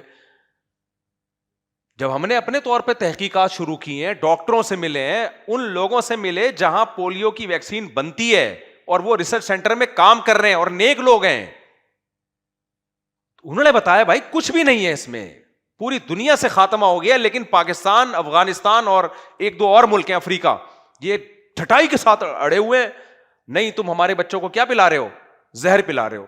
کیوں؟ یہ وہاں سے آ رہے ہیں انگریزوں سے, اور انگریز ہمارے خیر خواہ نہیں ہو سکتے. بھائی وہ ہم پتہ ہے نہیں ہوتے خیر خواہ, لیکن ایسا نہیں ہے کہ سارے کام ہی انسانیت کے لیے وہ غلط کر رہے ہو. بہت سے کام انسانیت کو, دیکھو اللہ نے نیکی کا جذبہ انسان میں رکھا ہے, چاہے وہ کافر ہو چاہے وہ مسلمان ہو. یہ جذبہ ہی اگر ختم ہو جائے تو مکلف ہی نہیں رہے گا اس انسان. کیا مطلب؟ گاڑی اردو استعمال کیا, آسان لفظوں میں سمجھاتا ہوں. اللہ نے انسان کو پیدا کیا کہ نہیں کیا؟ اب اللہ چاہتا ہے کہ پیغمبروں کے ذریعے میں انسان کو اپنے احسانات بتاؤں کہ اللہ ایسا ہے, اللہ ایسا ہے, اللہ ایسا ہے. تو انسان کے اندر اللہ نے جو سافٹ ویئر ڈالے ہوئے ہیں, وہی سافٹ ویئر یہ ڈالے ہیں کہ جب وہ سنتا ہے کہ کسی کے احسانات مجھ پر بہت زیادہ ہیں, تو اس کا دل اس کے لیے نرم ہونا شروع ہو جاتا. یہ سافٹ ویئر کافر کے دل میں بھی ڈلیں اور بولو مسلمان کے دل میں بھی ڈریں. ابو جہل میں بھی تھے یہ, لیکن کیا کیا ابو جہل نے؟ حق کی مخالفت کرتے کرتے کرتے کرتے وہ سافٹ ویئر وہ ریموو ہی ہو گئے, اس سے دل سیاہ ہو گیا. لیکن نیچرلی قرآن حدیث کہتی ہے کل مولود یولد علی الفطرہ, ہر بچہ فطرت پہ پیدا ہوتا ہے, چاہے کافر ہو, چاہے سکھ ہو, چاہے ہندو ہو, چاہے مسلم ہو. تو ماحول خراب کرتا ہے اس کو. تو اگر کافر کے اندر رحم کا جذبہ ہی ختم ہو جائے نا, یعنی اللہ کی طرف سے ہی ختم ہو جائے, یہ سافٹ ویئر ہی نہ ہو, تو پھر میرے بھائی آزمائش کس بات کی ہے؟ آزمائش ہی ختم ہو جائے گی نا. وہ کہہ سکتا ہے میرے اندر تو رحم کا, شیر کے اندر رحم کا جذبہ ہے. ارے آپ شیر کو سمجھاؤ کہ دیکھ میں تجھے روزانہ 2 کلو گوشت کچا لا کے کھلا دیا کروں گا, ہرن کو مت چھیڑنا اب تو آئندہ کبھی, کسی دن بھوک لگ رہی ہو, ہرن سامنے آئے تو اس پہ حملہ مت کرنا, مجھے بتانا, مجھے کال کر دینا, میں تجھے کچا گوشت لا کے کھلا دوں گا, صاف ستھرا تکا مسالہ ڈال کے کھلا دوں گا میں تجھے. شیر ترس کھائے گا ہرن پہ؟ نہیں کھائے گا, اس میں ترس کا مادہ ہے ہی نہیں. ہرنی بچہ جن رہی ہوتی ہے, شیر آ کے اس پہ حملہ کر دیتا ہے, بچے کو کھا جاتا ہے, ماں کو کھا جاتا ہے, اس میں جذبہ ہی نہیں ہے. جب جذبہ ہی نہیں ہے تو اس کا امتحان ہی نہیں ہے. سمجھ رہے ہو کہ نہیں سمجھ رہے؟ کافر کا امتحان یہ ہے کہ اس کے سامنے اللہ کی آیات پڑھی جاتی ہیں, اس کے سامنے اللہ کے احسانات یاد دلائے جاتے ہیں, اس کے سامنے اسلام کی باتیں کی جاتی ہیں, جذبہ اللہ نے اس کے اندر رکھا ہے, اس کا دل ہلنا شروع ہو جاتا ہے. پھر اس کی مرضی کہ اپنے ضمیر کی بات مانے یا اپنی خواہشات کا غلام بن کے حق کا انکار کرتے. جذبہ اس کے اندر پیدا ہوگا, تبھی تو حدیث میں آتا ہے جو گناہ کرتا ہے دل میں کالا نقطہ پڑتا ہے، یعنی دل شروع سے سیاہ کسی کا بھی نہیں ہوتا، نہ کافر کا نہ مسلمان کا. حق کی بات کا انکار کرتے کرتے کرتے دل سیاہ ہونا شروع ہو جاتا ہے. تو اب ہم لوگوں نے یہ فرض کر لیا کہ جو کچھ بھی ان ملکوں سے ہو رہا ہے، کوئی بھی کچھ ہمارے لیے ہو رہا ہے، وہ سب غلط ہو رہا ہے. یہ غلط ہے، یہ بہت زیادہ منفی سوچ ہے. بہت سارے کام وہاں سے ہو رہے ہیں جو ہمارے لیے ہو رہے ہیں، وہ صحیح ہو رہے ہیں. ان کے پیچھے کچھ ڈونرز ہیں یا کچھ لوگ ہیں جنہوں نے انسانیت کی خدمت کا ایک جذبہ ہے ان کے دل میں. وہ پھر یہ نہیں دیکھتے مسلمان ہے کافر ہے ہندو ہے، کہتے سب مسلمان، سب انسانوں کو یہ سب سہولتیں ملنی چاہیے. لیکن منفی سوچ جب آپ کی ہوگی تو آپ یہ بات نہیں کر سکتے پبلک کے سامنے. پبلک یہ سننا چاہتی ہے ہر چیز کیا ہو رہی ہے، غلط. ڈاکٹر بھی غلط ہیں، اور پولیو بھی غلط ہے، فلانا بھی غلط ہے، یہ بھی غلط ہے، وہ بھی غلط ہے. کام سارے کر رہے ہوتے ہیں، جب دوسرے کی باری آتی ہے تو کیا ہے، غلط ہے. اس سوچ سے اپنے آپ کو نکالو. یہ اسکالرس کی بات شروع ہوئی تو میں نے اس پہ بات کی. جو اسکالر بھی ہر وقت منفی باتیں منفی باتیں منفی باتیں منفی باتیں. اچھا ایک اور اہم بات آئی کچھ دن پہلے، ایک بڑے اسکالر کو مجھے سننے کا موقع ملا. وہ ہسٹری بیان کر رہے تھے. ہسٹری میں کیا بیان کر رہے ہیں، خلافت راشدہ جب سے ختم ہوئی ہے تو اسلامی حکومت آئی نہیں ہے. اسلامی حکومتیں بولو آئی نہیں. سب ظالمانہ جابرانہ حکومتیں تھیں جس کو محدثین فقہا علماء سپورٹ کرتے رہے، ناجائز سپورٹ. سب یہ بنو امیہ بھی، بنو عباس بھی، خلافت عثمانیہ بھی، اندلس کی مسلمانوں کی خلافت وہ بھی، اور 1000 سال جو ہندوستان میں مسلمانوں کی حکومت، سب 2 نمبر. سب کیا تھے، نہیں آ رہی سمجھ میں میرا خیال ہے بات، سب کیا تھے، سب 2 نمبر. اور ظلم یہ کہ یہ مولوی انہی کو سپورٹ کرتے رہے، ایسی 2 نمبر حکومتوں کو. میں نے کہا یار یہ آدمی اگر انگریز یہ بات کر رہا ہوتا، ہندو یہ بات کر رہا ہوتا، ہم کہتے اسلام دشمنی میں کر رہا ہے. کیا خیال ہے، یہ ہے مذہبی، ان کا دعویٰ یہ ہے کہ ہم اسلام کی خدمت کر رہے ہیں اور تاریخ کو ہم لوگوں کے سامنے کھول کھول کے بیان کر رہے ہیں. میں نے کہا کوئی انگریز یا کوئی ہندو یا کوئی سکھ جب یہ سنے گا کہ تمہارے خلفائے راشدین کے بعد سے لے کے اب تک کوئی انسان کا بچہ پیدا ہی نہیں ہوا ہے حکمرانوں میں، وہ کہے گا اب کیا، اب 1400 سال کے بعد تم پیدا کرو گے. اس زمانے کے لوگوں کا تقوی آپ دیکھو، ان کا علم آپ دیکھو، ان کی تہجد کی نمازیں، ان کے صدقہ خیرات. امام بخاری کی تاریخ پڑھو آپ، امام ابو حنیفہ کی تاریخ پڑھو آپ، امام ترمذی کی تاریخ پڑھو آپ کہہ سکتے ہو تو امام بخاری تھے. بھائی جب اس ٹائپ کے لوگ کسی سوسائٹی میں ہوتے ہیں تو پھر اس ٹائپ کے لوگ پیدا ہوتے ہیں. ایسا نہیں ہوتا لاکھوں میں ایک ہی پیدا ہو جائے. نہیں آئے سمجھ میں بات، کسی جگہ کا کوئی بہت بڑا سائنٹسٹ ہے تو اس کا مطلب یہاں سائنسدان پیدا ہو رہے ہیں، یہ ان میں سپیریئر نکل آیا. یہ نہیں ہوتا سارے جاہلوں ایک آئنسٹائن پیدا ہو گیا وہاں پہ، یہ نہیں ہوتا. تو امام بخاری جیسے لوگ جس ہسٹری میں پیدا ہوئے ہیں اس کا مطلب اس ٹائپ کے لوگ تھے جن میں ایک امام بخاری وہ تھوڑا سا اور آگے نکل گئے، جس میں ابو حنیفہ اور امام احمد بن حنبل جیسے فقہا پیدا ہو رہے ہوں جس سوسائٹی میں، اس کا مطلب اس زمانے میں ایسے پیدا ہوا کرتے تھے. یہ تھوڑے سے ایک قدم آگے نکل گئے اس لیے مشہور ہو گئے. لیکن ایسی تاریخ بیان کی جاتی ہے کہ سب غلط، 2 نمبر. میں نے کہا اب یہ لائے گا اوریجنل وہ والی خلافت جو خلفائے راشدین لے کر آئے تھے، باقی سارے کیا کر رہے تھے، گھاس کھا رہے تھے. ایک سے میں نے کہا بھائی یہ بنو امیہ کی بھی اسلامی حکومت تھی، بنو عباس کی بھی اسلامی حکومت تھی، اور خلافت عثمانیہ بھی اسلامی حکومت تھی، اور جو مغلوں کی حکومت تھی اس میں بھی قانون اسلامی تھا. کہہ رہے ابے یہ اسلامی نہیں تھا، یہ فقہی تھا. فقہی کیوں فقہی کہہ رہے، کہیں حنفیت قائم تھی، کہیں شافعیت تھی، کہیں حنبلی. یہ تو فقہ کی حکومت تھی، اسلام تھوڑی تھی. عجیب پاگل پنے والی بات ہے. تو یہ فقہ اسلام کے علاوہ کچھ اور ہے؟ فقہ تورات و انجیل سے اخذ کیا ہے، وہی اسلام ہے جس کو فقہا نے بیان کیا اور فقہ کی کتابوں میں اس کو محفوظ کر لیا، وہی لا کی شکل میں نافذ ہو گیا. تو اس طرح کے اسکالرس کو جب انسان سنے گا تو مثبت سوچ پیدا ہوگی یا منفی، بولو.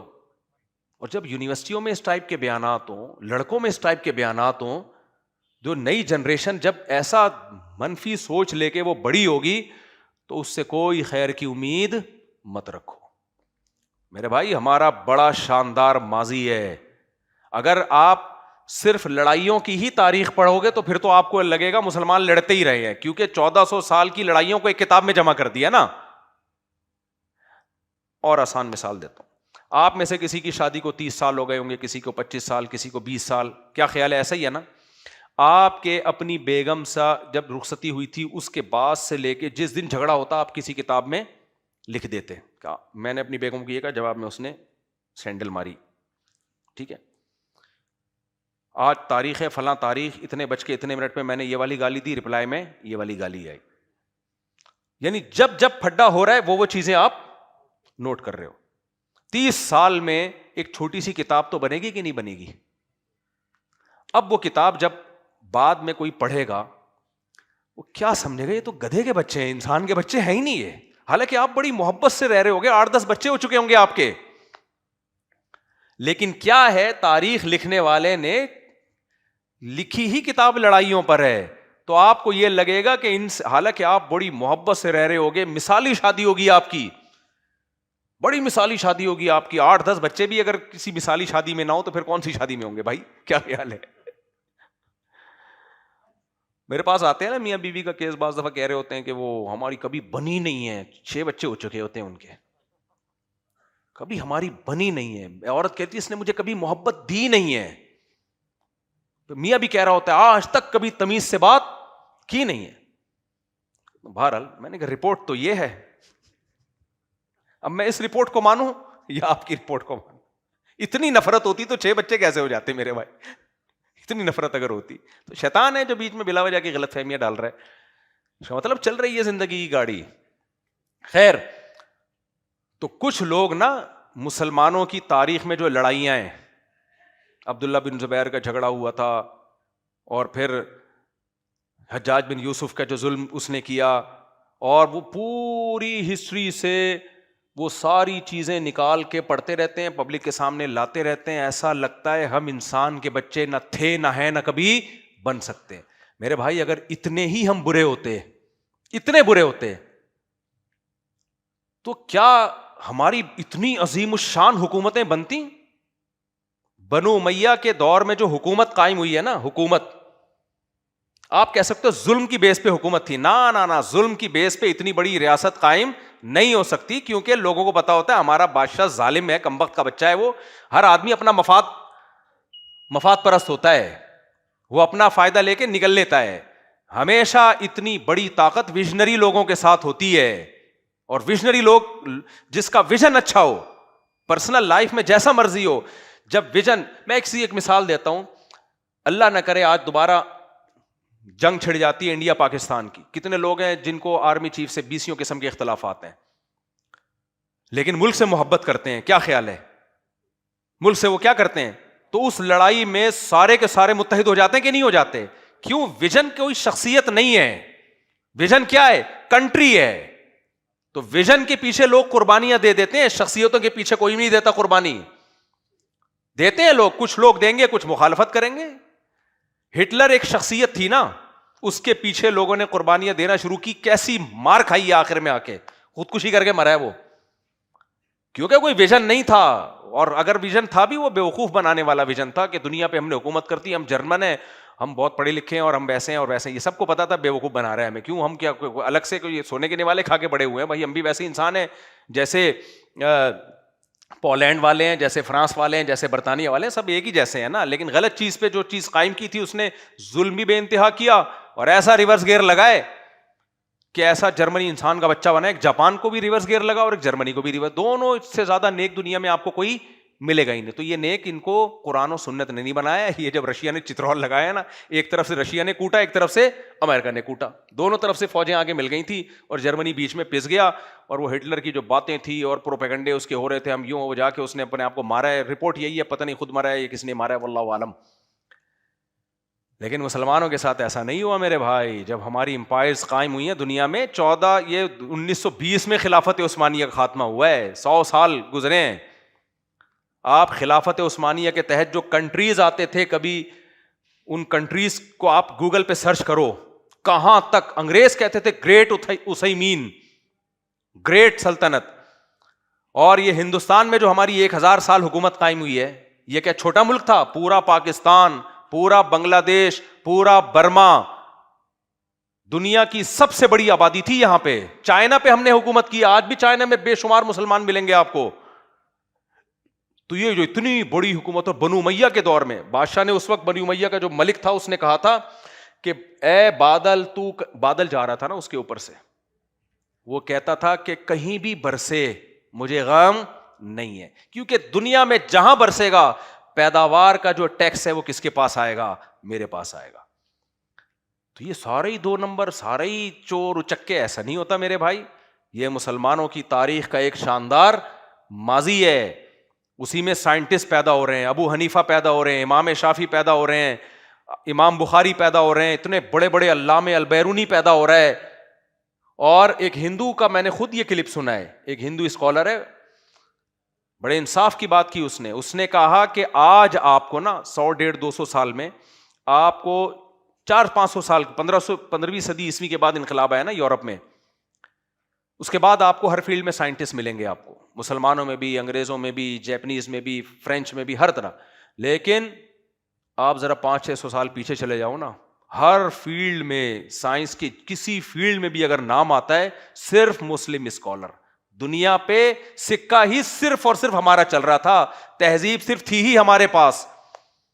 اتنا شاندار ماضی, اور سارے کرپٹ, سارے 2 نمبر. کیوں, وجہ کیا ہے؟ وہ لڑائیوں والی چیزیں پڑھ رہے ہوتے ہیں بیٹھ کے. آپ اگر علمی کارناموں والی کتابیں پڑھو گے تو آپ کا دماغ مثبت بننا.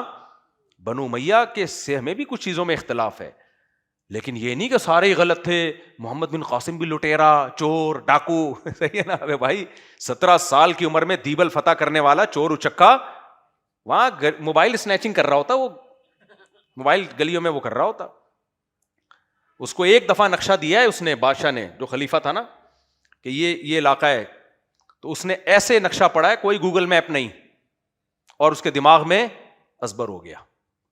ہاں ٹھیک ہے, اس کے ساتھ ظلم یہ ہوا کہ جب بنو عباس کی خلافت آئی ہے تو انہوں نے بنو امیہ کے سب لوگوں کو, جو بھی سرکردہ لوگ تھے, ان کو قتل کیا, انتقام لیا, یہ غلط کیا. لیکن بنو عباس میں اس غلط میں بہت سے اچھے لوگ بھی تھے. بنو عباس کے دور میں جتنی سائنسی ترقی ہوئی ہے, میں نے ایک دفعہ اس پہ مطالعہ کرنا شروع کیا, میرا دماغ کی چولیں ہل گئی تھیں. کتنی بڑی بڑی لائبریریاں تھیں ہمارے یہاں. یہ جو انقلاب آیا ہے نا یورپ میں 15ویں صدی کے بعد, جو وہاں سائنسی انقلاب آیا ہے, یہ انقلاب کی وجہ بھی ہم بنے ہیں. ورنہ ابھی تک عیسائیت رہتی وہاں, وہ پادریوں کا وہ جاہلانہ نظام رہتا جو پادریوں نے لوگوں کو الو بنایا ہوا تھا. وہ کیا تھا, گورے ہماری یونیورسٹیوں میں جب پڑھنے کے لیے آتے تھے بولتے تھے ایک ان کے مسلم اسکالرز ہیں, کیسی نالجیبل باتیں کر رہے ہوتے ہیں, یہ ان کے یہاں سائنٹسٹ بھی پیدا ہو رہے ہیں, مذہب اور سائنس اور ٹیکنالوجی اور سائنس اور دنیاوی علوم ساتھ ساتھ چل رہے ہیں. اور ایک ہمارے یہاں جب جاؤ تو پادری کہتا ہے زمین کو گول کہنے پر بھی گورنمنٹ کی طرف سے پابندی ہے. اور اتنے وہ تو تحریف شدہ کتاب تھی نا ان کی, اور پادریوں نے کہا گناہ بھی ہوگا تو ہم سے آ کے معاف کرواؤ, اللہ کو نکال دیا انہوں نے, اور عقائد بھی غلط. وہاں سے تو انقلاب آیا بھائی, مذہب کو ریاست سے کیا کرو, الگ کرو. پھر انہوں نے 180 یو ٹرن لیا, بالکل ہی 180 ڈگری پہ چلے گئے, مذہب کو نکال کے باہر پھینک دیا. اس کا نتیجہ نکلا سائنسی ترقی تو کر لی لیکن تہذیب مارکیٹ سے شارٹ. شراب, زنا, ابا اما, اولڈ, وہ جو سیٹ اپ چلتا رہتا ہے میں بتاتا رہتا ہوں. تو ہماری وجہ سے ہی تو ان لوگوں کو بار بار میں ایک شعر سناتا ہوں نا, علامہ اقبال تو کوئی مولوی نہیں تھے نا. میں تو جرمنی میں علامہ اقبال کا گھر اسپیشل دیکھنے کے لیے بہت دور گیا تھا. مجھے پتا چلا نا جرمنی میں فلاں شہر میں علامہ اقبال کا گھر ہے, یہاں آ کے بیٹھا کر, میں نے کہا لے کے چل بھائی ہمیں. ہم گئے, پھر وہاں اقبال کا ہم نے گھر دیکھا. جرمن نے بڑی ویلیو دی علامہ اقبال کو بھائی, بڑی عزت دی ان لوگوں نے. تو علامہ اقبال یورپ میں بہت رہے ہیں. آپ یہ سیالکوٹ میں جائیں نا, علامہ اقبال کی جو تاریخی چیز, ان کی انگلش رائٹنگ دیکھ کے آدمی حیران ہو جاتا ہے, یار کیا انگلش تھی اور کیا اردو تھی, کیا فارسی تھی, کتنی زبانوں پہ. جرمن بھی آتی ہوگی جب جرمنی میں رہے ہیں. تو اقبال نے جو کہا نا, جب یورپ گئے علامہ اقبال, تو انہوں نے کہا کہ مگر وہ علم کے موتی کتابیں اپنے آبا کی جو جا کے دیکھیں یورپ میں تو دل ہوتا ہے سیپارا. کہتے ہیں میں نے جب یورپ میں گیا ان کی لائبریریوں میں مسلمان سائنسدانوں کی کتابیں دیکھیں تو میرا دل ٹکڑے ہو گیا کہ ہائے, یعنی کیا ہماری چیزیں یہ پڑھ رہے ہیں. تو آپ کا کیا خیال ہے, وہاں تفسیروں کی کتابیں دیکھی تھی؟ ابے بھائی, علامہ اقبال جب یورپ کی لائبریری میں گئے تو ان کو امیر 4 شادیوں والی کتاب نظر آئی تھی ہیں. یورپ نے جو فائدہ اٹھایا وہ تو ہماری میتھ, سائنس, بایولوجی, ان کتابوں سے فائدہ اٹھایا ہے, اور بہت سے ہمارے سائنسدانوں کے نام انہوں نے مس کر دی. اور خلافت عثمانیہ بھی کیوں ختم ہوئی ہے, وہ پھر ہم نے کچھ غلطیاں کی ہیں جس سے ختم ہوئی ہے، وہ غلطیاں آپ ہم دوبارہ کر رہے ہیں. وہ غلطیاں یہی تھیں کہ اسباب سے ہم غافل ہو گئے، روحانیت کو زیادہ ہم نے فوکس کرنا شروع کر دیا، ہر چیز میں استخارے نکالو. اب ایک گراؤنڈ ریئلٹی کو دیکھ کے فیصلے کرو نہ جی استخارے نکالو. وہ ایک سنا ہے کہ بحری جہاز خریدا تھا، وہ بحری بیڑا خریدا خلافت عثمانیہ نے نا، تو اس کو پورٹ پہ لگنے نہیں دیا جا رہا تھا کہ پہلے اس میں ختم بخاری ہوگا، برکت کے لیے ختم بخاری ہوگا، پھر یہ پورٹ پہ لگے گا، قرآن خوانی ہوگی. اور یورپ دنا دن ترقی کیا جا رہا تھا، میزائل بنایا جا رہا تھا، بم بنایا جا رہا تھا. ہمارے یہاں پہلے ہر بم پہ فاتحہ پڑھ کے 3 دفعہ. ایز اٹ از اس طرح نہیں ہوا، لیکن اس طرح کی سوچ بن چکی تھی. اسباب سے جب غافل ہو گئے تو اللہ تو پھر انتقام لیتا ہے بھائی. اور پھر دوسرا اس سے بھی زیادہ بڑی وجہ یہ بنی فنٹر گیری. لڑائی چل رہی تھی جرمن کی، جس میں ایک طرف جرمنی تھا ایک طرف برطانیہ تھا، دونوں کی جنگ تھی، ہمارا کوئی لینا دینا نہیں تھا. ہم نے فنٹر بن کے کس کے اتحادی بن گئے؟ جو ماہرین ہے نا، ابو الحسن علی ندوی رحمۃ اللہ علیہ جیسے لوگ، ان کو پڑھا کریں آپ. انہوں نے جو تجزیے کیے ہیں اس تجزیے میں یہ بھی ہے کہ خلافت اس جو پہلی جنگ عظیم میں بلا وجہ کود پڑی. وہ بھی جذباتی لوگ نا، جذباتی لوگوں نے اٹھایا ہوگا خلیفہ کو، لڑو تم بھی، ہمیں تو، ہم پوری دنیا میں ہم نے اسلام کو غالب کرنا ہے. بھائی اپنی حیثیت تو دیکھو، آپ کے پاس اتنی تیاری ہے نہیں ہے تو پہلے تیاری کرو، اور آپ کو اس جنگ میں لڑنے کی شریک ہونے کی ضرورت کیا ہے آپ کو. لیکن وہ جرمنی کے اتحادی بنے، جرمنی گیا تو خلافت بھی گئی ہماری. اب ایک تحریک ہے، میں نام نہیں بتاؤں گا اس کا، آج کل وہ خلافت کی بہت تحریک چلا رہے ہیں یونیورسٹیوں میں اور بہت جگہوں پہ خلافت کی تحریک چلا رہے ہیں. پاکستان میں ہم نے خلافت لانی ہے، اور ان کا مرکز پتہ ہے کہاں ہے؟ برطانیہ میں. ان کا مرکز کہاں ہے؟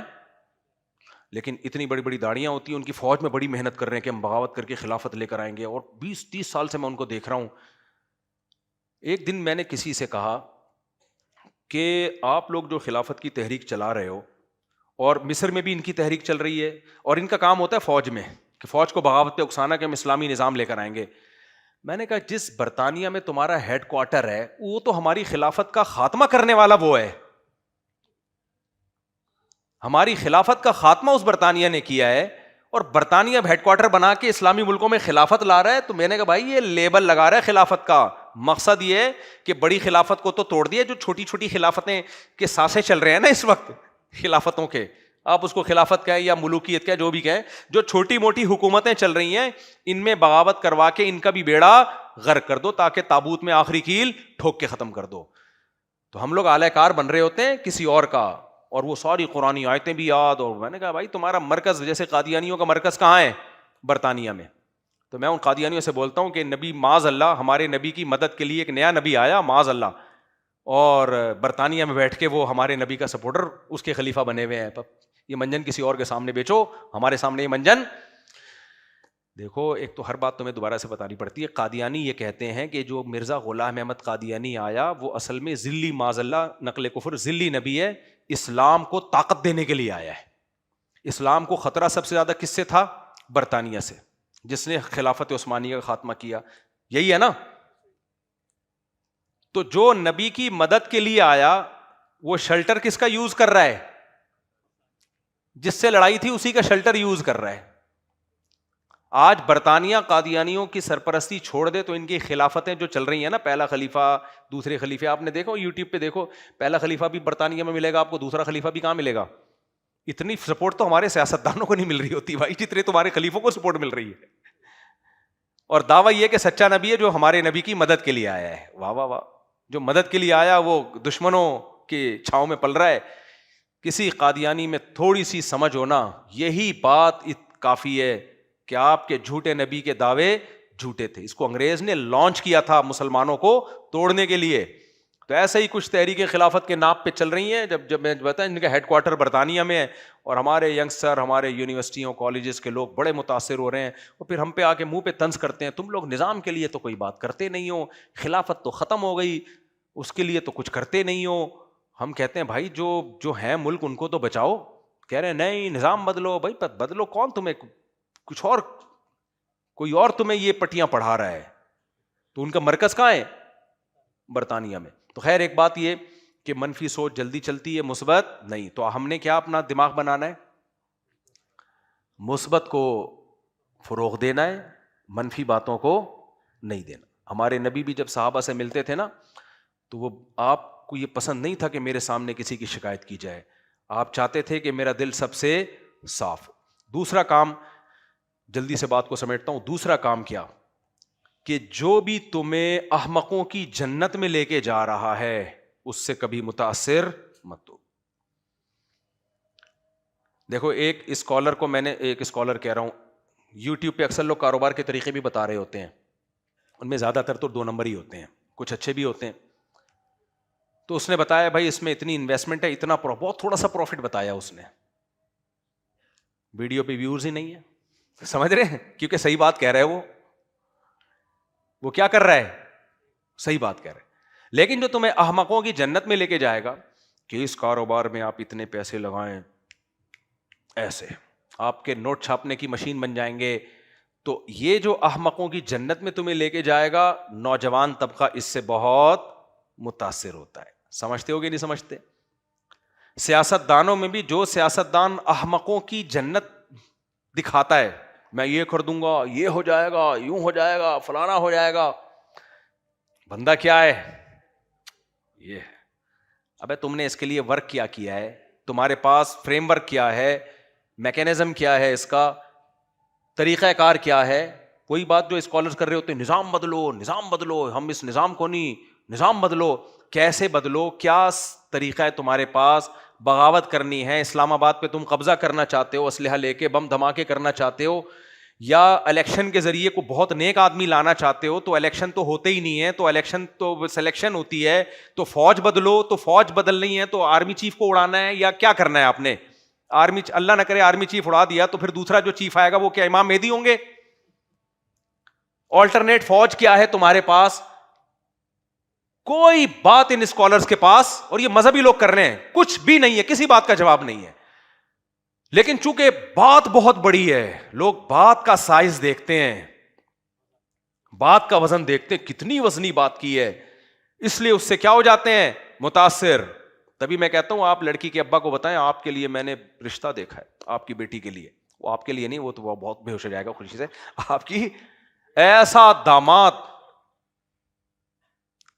6 فٹ قد ہے اس کا, چوڑا سینہ ہے اس کا, عمر صرف 20 سال, میچور اتنا جیسے 40 سال کا, نہ چرس پیتا ہے, نہ شراب پیتا ہے, نہ نشیوں میں بیٹھتا ہے, نیک, پرہیزگار, دیندار بھی بہت زیادہ نہیں کہ آپ کی بیٹی کو ٹینشن دینا شروع کر دے, بالکل بہت فضائل آپ نے بیان کر دی ہے.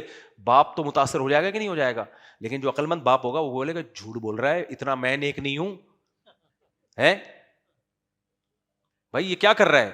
شادی دفتر والے بتا رہے ہیں کہ ہم آپ کی بچی کو ایسا رشتہ بتائیں گے, آپ 1 کروڑ روپے بس فیس جمع کرا دیں, آپ رشتہ ایسا ہوگا, یہ بھی ہوگا, یہ بھی ہوگا, یہ بھی ہوگا, یہ بھی ہوگا, یہ بھی ہوگا, ایسا بھی ہوگا, ویسا بھی ہوگا, دوسری شادی بھی کبھی بھی نہیں کرے گا, وغیرہ وغیرہ. مفتی صاحب کے بیان بھی کبھی نہیں سنے گا, مفتی طارق مسعود کو صبح شام گالیاں دے گا, اتنا نیک آدمی. اس وقت تو لڑکی والے یہی دیکھ رہے ہوتے ہیں کہ یہ داماد, ہمارا ہونے والا داماد مفتی صاحب کو کیسا سمجھتا ہے. اچھا سمجھتا ہے تو بالکل اچھا داماد نہیں ہے, برا سمجھتا ہے فی الحال اتنی نیکی, اتنا نیک ہونا کافی ہے. تو جو ایسے باغ دکھا رہا ہو اتنا نیک اور آپ فیس جمع کرا دیں, عقل مند کیا کہے گا بھائی یہ پیسے بٹورنے کے چکر میں اتنا نیک کوئی بھی بولو نہیں ہوتا, اتنا نیک کوئی بھی نہیں ہوتا بھائی. تو اسی طرح میرے بھائی کچھ اسکالرز یہ کر رہے ہوتے ہیں کہ آپ کو لڑکوں کا فیور, اسٹوڈنٹ کا فیور لینے کے لیے سب بس ہمیں سمجھے ہم ہیں اصل, ہم کیا ہیں اصل, تو وہ ایسے آپ کو باغات دکھاتے ہیں, یہ کر دو وہ کر دو, کوئی پیکج نہیں ہے, کوئی طریقہ نہیں ہے, کیسے کر دو, بس باتیں کرتے رہو. تو ہماری جو ینگسٹر ہیں, نوجوان ہیں, یہ ایسی چیزوں سے زیادہ متاثر ہوتے ہیں. کب بھی کوئی بڑی سے بڑی بات کرے فوراً پوچھا کرو کیسے ہوگا یہ, how is it possible, English میں پوچھ لو بے شک, how is it possible for us to do this. ٹھش ٹھش شیر ہو گیا کہ نہیں ہو گیا؟ How is it possible for us to do this, sir please explain. کل میرا تھوڑے سے بیگم سے کچھ, میں نے انگلش ماری دوا, میں نے کہا تو پڈا ختم ہو گیا. خیر اچھا, تو جو ہے آپ بولو بھائی یہ کیسے ممکن ہے, یہ کیسے پاسبل ہے, اس کا طریقہ کیا ہے؟ تو کئی بار میں نے اپنا واقعہ سنا, بس یہ واقعہ سنا کے بیان ختم کرتا ہوں, ایک اور دفعہ سنا دیتا ہوں. ہماری ٹیم تھی کرکٹ ٹیم, اس کا نام تھا فرینڈس کرکٹ کلب. ہم جب چھوٹے تھے نا 8ویں 9ویں 10ویں میں, فرینڈس کرکٹ کلب کے نام سے ہم ٹورنامنٹ کھیلا کرتے تھے. اچھا, ہم چونکہ چھوٹے تھے, ہمارے مقابلے بڑی بڑی ٹیموں سے ہو رہے ہوتے تھے. نیو وائٹ ایک ٹیم تھی ہماری, عبد الواحد ہمارے ماڑی پور کے بڑے, ابھی بھی اللہ ان کی عمر میں برکت دے, وہ سارے بڑے بڑے لڑکے ہوتے تھے, وہ سارے ایکسپرٹ تھے. ہم 8ویں 9ویں کے بچے کہاں سے ان سے میچ جیت سکتے. اب ہم میچ ہار رہے ہوتے تھے. میں اوپنر جایا کرتا تھا, کبھی چوکے چھکے لگ گئے تو لگ گئے, نہیں تو بولڈ ہو گئے. اب جب بار بار ہم ہارے ہیں, ہر ٹورنامنٹ سے آؤٹ ہو جاتے تھے, تو ہماری کرکٹ میں نا بھرم بازیاں بہت ہیں. میٹنگ ہو رہی ہے, کیپٹن اور پھر کوچ, وہ سب چوچلے ہم نے رکھے ہوئے تھے. کوچ بھی تھا ہمارا ایک, اور کیپٹن تو ہوتا ہی ہے ہر ٹیم میں. پھر ہر سیٹرڈے یا تھرسڈے کو ہماری میٹنگ ہوگی, چائے, اس پہ چندہ بھی ہم ہی دے رہے ہوتے تھے, تو چائے کی میٹنگ ہوگی, پھر اس میں یہ بسکٹ ہوگا, پھر تبادلہ ہوگا, بھائی ٹیم ہار کیوں رہی ہے. ابے ہار اس لیے رہی ہے, تمہیں کھیلنا نہیں آتا اس لیے ہار رہی ہے, اصل وجہ یہ ہے. پھر پچ پہ نا مجھے یاد ہے ایسے ٹریننگ کر رہے ہوتے تھے ہم, بلہ لے کے نا یوں یوں کر کے. ہمارا جو کوچ ہے ہمیں بتاتا تھا یہ نہیں, یہ سارے چھچوری حرکتیں ہم نے کی ہوئی ہیں, اس لیے ہمیں پتا ہے یہ بچکانا چیزیں ہیں. گیند اور بلہ ہے اور لگ گیا. پاکستانی ٹیم تو بیچاری اس لیے ہار رہی ہے کہ یہاں تو اقربا پروری کچھ میرا خیال ہے زیادہ چل رہی ہے نا. ابھی آئے ہوئے تھے کرکٹ کے نیشنل ٹیم کے کوئی کھلاڑی آئے ہوئے تھے, اللہ ان کی انہیں برکت دے. میں نے ان سے پوچھا آپ لوگ اتنا ہار کیوں رہے, انہوں نے بتایا کہ مارکیٹ میں ہو کیا رہا ہے, میں بتا نہیں سکتا وہ, پھر وہ بولیں گے راز فاش کر دیا آپ نے, ان کے لیے مشکلات ہوتی ہیں, لیکن غلط ہو رہا ہے کچھ. اتنے برے ہم ہیں نہیں, لیکن باقی یہ ٹیم جو ہے نا اس میں کرکٹ میں ششکے زیادہ ہیں. تو ہماری اب ٹیم بیٹھے ہوئے, ہمارے کیپٹن صاحب اور کوچ ووچ سب بیٹھے ہوئے نا, مشورے ہو رہے ہیں کہ ایکچولی ٹیم میں امپروومنٹ کیسے لائی جائے. میں نے کہا ایک تو فرینڈس کرکٹ کلب نام اچھا نہیں ہے, اس کو چینج کر دیا جائے. انہوں نے کہا پھر کیا نام رکھا جائے. میں نے کہا دوسرا نام تو میرے ذہن میں ہے نہیں. تو بالکل صحیح کہا کہ یا تو آلٹرنیٹ نام بتاؤ یار, یہ والا نہیں یہ والا رکھ لو. دوسرا آلٹرنیٹ نام ہے نہیں, بس اس کو برا کہہ دیا, یہ ٹھیک نہیں ہے, تو کنفیوژن میں ڈال دیا نا. اب ٹیم کو ایک ہی چیز پازیٹو تھی, ٹیم کو اپنے نام سے محبت تھی, فرینڈس کرکٹ کر, سارے دوست تھے اس میں. کھیل تو ویسے ہی صحیح نہیں رہے ہیں, ایک نام ہے جس سے محبت ہے, وہ نام کی بھی نفرت دل میں ڈال دی. تو اب اس سے کیا ہوگا, ٹیم جیتے نہ جیتے, جو ایک چیز موٹیویٹ کرنے والی تھی وہ بھی کیا ہو گئی, ختم. پاکستان میں بھی ایسے ہی چل رہا ہے, نظام بدلو, یہ ملک اسلام کے نام پہ بنا ہے لیکن دھوکہ دیا جا رہا ہے اس میں, یہ ہو رہا ہے. ابے تو کیا آپ کریں, کیا گالیاں ہی دیتے رہیں, برا بھلائی کہتے رہیں, کرنا کیا ہے, کچھ نہیں پتا کیا کرنا ہے. تو ایسے گورنمنٹ کی طرف سے کوئی پابندی نہیں ہے, پھینکتے رہو بولتے رہو, یہ بھی غلط ہے وہ بھی غلط ہے. بھائی پازیٹو وے میں کوئی پیکج دو لوگوں کو, کوئی طریقہ بتاؤ. ہمارے پاس ایک پیکج ہے کہ بھائی تعلیمی نظام اپنے کنٹرول میں لو, اسکول بناؤ, یونیورسٹیاں بناؤ, مدرسے بھی بناؤ, یونیورسٹیاں بھی بناؤ, اسکول بھی بناؤ. آپ کہتے ہو یہ باطل لوگ فوج میں چلے گئے, باطل لوگ اسٹیبلشمنٹ میں چلے گئے, 2 نمبر لوگ, تو 1 نمبر لوگوں کو بھیجو, راستہ کھلا ہوا ہے سب کے لیے. عدلیہ میں ججز چور ہیں یار, آپ بچے پیدا کرو بھیجو نا. میں تھوڑی کہہ رہا ہوں بچے پیدا کر کے سب کو مولوی بنا دو. گروتھ ریشو تو آپ کے کنٹرول میں ہے بھائی, نکاح کرو, بچے پیدا کرو, بچوں کو کہاں بھیجو. آپ بناؤ اپنے بچوں کو, جج بناؤ, وکیل بناؤ, پہلے سے تربیت کرو. جب یہودی تربیت کر کے اپنے بچوں کو اتنی بڑی بڑی پوسٹوں پہ بھیج سکتا ہے لیکن ان کے دماغوں سے یہودیت نہیں نکلتی, تو اسلام تو سچا مذہب ہے بھائی, مسلمان کیوں نہیں یہ کام کر سکتا. کرنا ہی نہیں ہے, باتیں پھینکنے پر گورنمنٹ کی طرف سے کوئی پابندی نہیں ہے. لوگ کہتے اتنے بچے پیدا ہوں گے, تعلیم کا خرچہ تمہارا باپ دے گا. اس پہ محنت کرو یار, تعلیم آسان بھی بنائی جا سکتی ہے. میں نے غریبوں کے بچے بھی بڑی بڑی پوسٹوں پہ جاتے ہوئے دیکھے ہیں. ابھی بھی ہمارے ہاں تعلیم, اگر بچہ پڑھنے والا ہے نا, بہت سستی ہے, پڑھ سکتا ہے, وہ بہت سستی ہے, پڑھ سکتا ہے بچہ. اب کیسے ہے یہ تو آپ جاؤ, بہت سارے جو ہوم اسکولنگ والے لوگ ہیں ان سے پوچھو, یوٹیوب پہ کتنی ویڈیوز پڑی ہوئی ہیں. پڑھنے کا شوق ہو اس کے اندر, اس کو موٹیویٹ کرو. پڑھائی بہت ضروری ہے, بزنس اس کی بات کی چیز ہے. آج کل کچھ تاجر لوگ آپ کو یہ سکھا رہے کہ پڑھو نہیں بس کاروبار کو فوکس کرو. وہ جاہل آدمی کاروبار کر لیتا ہے لیکن رہتا وہ جاہل ہے. تعلیم چاہے دین کی ہو دنیا کی ہو, انسان کی جو مینٹالٹی کو جو مہذب کرتی ہے نا, وہ کیا کرتی ہے, ایجوکیشن. دنیا نے ترقی ایجوکیشن کی وجہ سے کی ہے نا. تو بزنس کرو بھائی, لیکن پہلے جو تعلیم کی عمر ہے وہ تو تعلیم میں لگے گی نا. اور تعلیم اسکولوں میں نہیں ہوتی, ایک کھوپڑی شریف میں بٹھا لو اسکول فارمیلٹی کے لیے. تعلیم ہوتی ہے گھر میں ہی ہوتی ہے. میں نے جو کچھ پڑھا ہے نا گھر میں پڑھا ہے, اسکول میں تو جاتے تھے ایسے ہی کھڑکی سے نکل کے باہر نکل کے بھاگ کے آ جاتے تھے. اسکول میں کیا, وہ اتنے 60 بچوں کو لے کے ایک ٹیچر چل رہا ہوتا ہے, تھوڑا بہت سمجھ میں آتا ہے. تو خیر, تو اس لیے جو بھی احمقوں کی جنت میں تمہیں لے کے جا رہا ہے, بڑے بڑے باغ دکھا رہا ہے اور بس بولے بھائی بس کر, لمبی لمبی پھینکنے کی ضرورت نہیں ہے. کوئی بھی چیز ایسی ہو جو سوٹیبل ہو. تو 2 باتیں آج کا بیان جو میں ٹاپک لے کے چلا تھا 100% اس سے چینج ہوا ہوں میں. ٹاپک اس پہ بات نہیں ہوئی, اگلے ہفتے پھر لے کے چل لیں گے, لیکن دل دعا ہوتی ہے جو کام کی باتیں اللہ وہ کہلوا دے. 2 ہی باتوں کا خلاصہ نکلا, منفی ذہنیت کو ختم کرو. نمبر 2, احمقوں کی جنت سے نکلو. کوئی بھی بات جب کرے ریزنیبل بات ہو تو پھر اس کی بات سننی بھی چاہیے, سنجیدگی سے مشورہ بھی کرنا چاہیے. اور صرف گلے ہی پھاڑ رہا ہے بیٹھ کے, منفیت پھیلا رہا ہے, تو یہ باتیں بولو ماشاء اللہ بہت اچھا بول لیتے ہو آپ, بس اتنا ہی کافی ہے, اس سے زیادہ آگے جانے کی ضرورت نہیں ہے. اللہ تعالیٰ ہمیں سمجھنے کی, عمل کی توفیق عطا فرمائے. میں نام لینے میں بہت بڑی بڑی غلطیاں کرتا ہوں, یہ میری عادت ہے بچپن سے, یہ ٹھیک نہیں ہو رہی ہے. ابھی امریکہ میں یہ ہوا, جن کے ہاں میں ٹھہرا تھا, ہمارے ہوسٹ نے کو پتا تھا میں نام بھول جاتا ہوں. انہوں نے مجھے بتایا ان کا نام معاذ ہے, ان کا نام ہے, پھر بھول گیا, معیز ہے, کچھ اس طرح کا نام تھا, معاذ اور معیز. اور یہ آپ رات ان کے ہاں مہمان ہیں, یہ بہت آپ سے محبت کرتے ہیں, خدا کے لیے ان کا نام نہیں بھولنا. یہ ابھی کا واقعہ ہے, ابھی جو میرا امریکہ سفر ہوا تھا نا, خدا کے لیے ان کا نام, کیونکہ آپ 6 مہینے بندے کے ساتھ رہتے ہو اور پھر پوچھ رہے ہو تو آپ کا نام کیا ہے, وہ کون ہے, پہچاننے سے انکار کر دیتے ہو. خدا کے لیے ان کا نام نہیں بھولنا. میں نے کہا انشاءاللہ. اگلے دن مجھے ایئرپورٹ جانا تھا اور یہی مجھے لے کے جا رہے تھے ایئرپورٹ, تو میں نے نام یاد کر لیا. میں نے کہا ایک کا نام یہ ہے, ایک کا نام ابھی بھی ہو سکتا ہے یہی یہ ہو یا کوئی اور نام ہو, واللہ عالم. خیر, میں نے دماغ میں بٹھا لیا, نہیں بھولوں گا. اگلے دن ہمارا بیان بھی ہوا, وہ میرے ساتھ ساتھ, چائے بھی, ناشتہ بھی انہی کے گھر پہ, رات ڈنر بھی انہی کے گھر پہ. پھر مجھے ایک وہ چاہیے تھا, امریکہ میں نے انگریزوں کو دیکھا وہ ایک نہاتے ہیں بالکل 0 ٹیمپریچر پانی کر کے, اس میں نا یک ٹھنڈے پانی سے نہانا بہت فائدے مند ہے صحت کے لیے. تو مجھے وہ بھی لینا تھا کہ میں اس میں برف ڈال کے نا تھوڑا گرمیوں میں بہت فریش ہو جاتا ہے آدمی اس سے. تو وہ بھی انہوں نے مجھے گفٹ ہی کر دیا, یعنی مجھے لے کر گئے, مجھے شرم آ رہی تھی, لیکن انہوں نے کہا نہیں ہماری طرف سے گفٹ ہے. ایئرپورٹ جانے سے پہلے راستے میں ایک جنرل اسٹور پہ انہوں نے اتنا خوبصورت مجھے گفٹ بھی دے دیا. واہ بھائی واہ, مزے ہو گئے بھائی. تو وہ جو ہمارے ہوسٹ تھے انہوں نے کہا اب ان کا نام بتاؤ. میں نے کہا مجھے یاد ہے, اور میں نے دونوں کے غلط نام بتائے.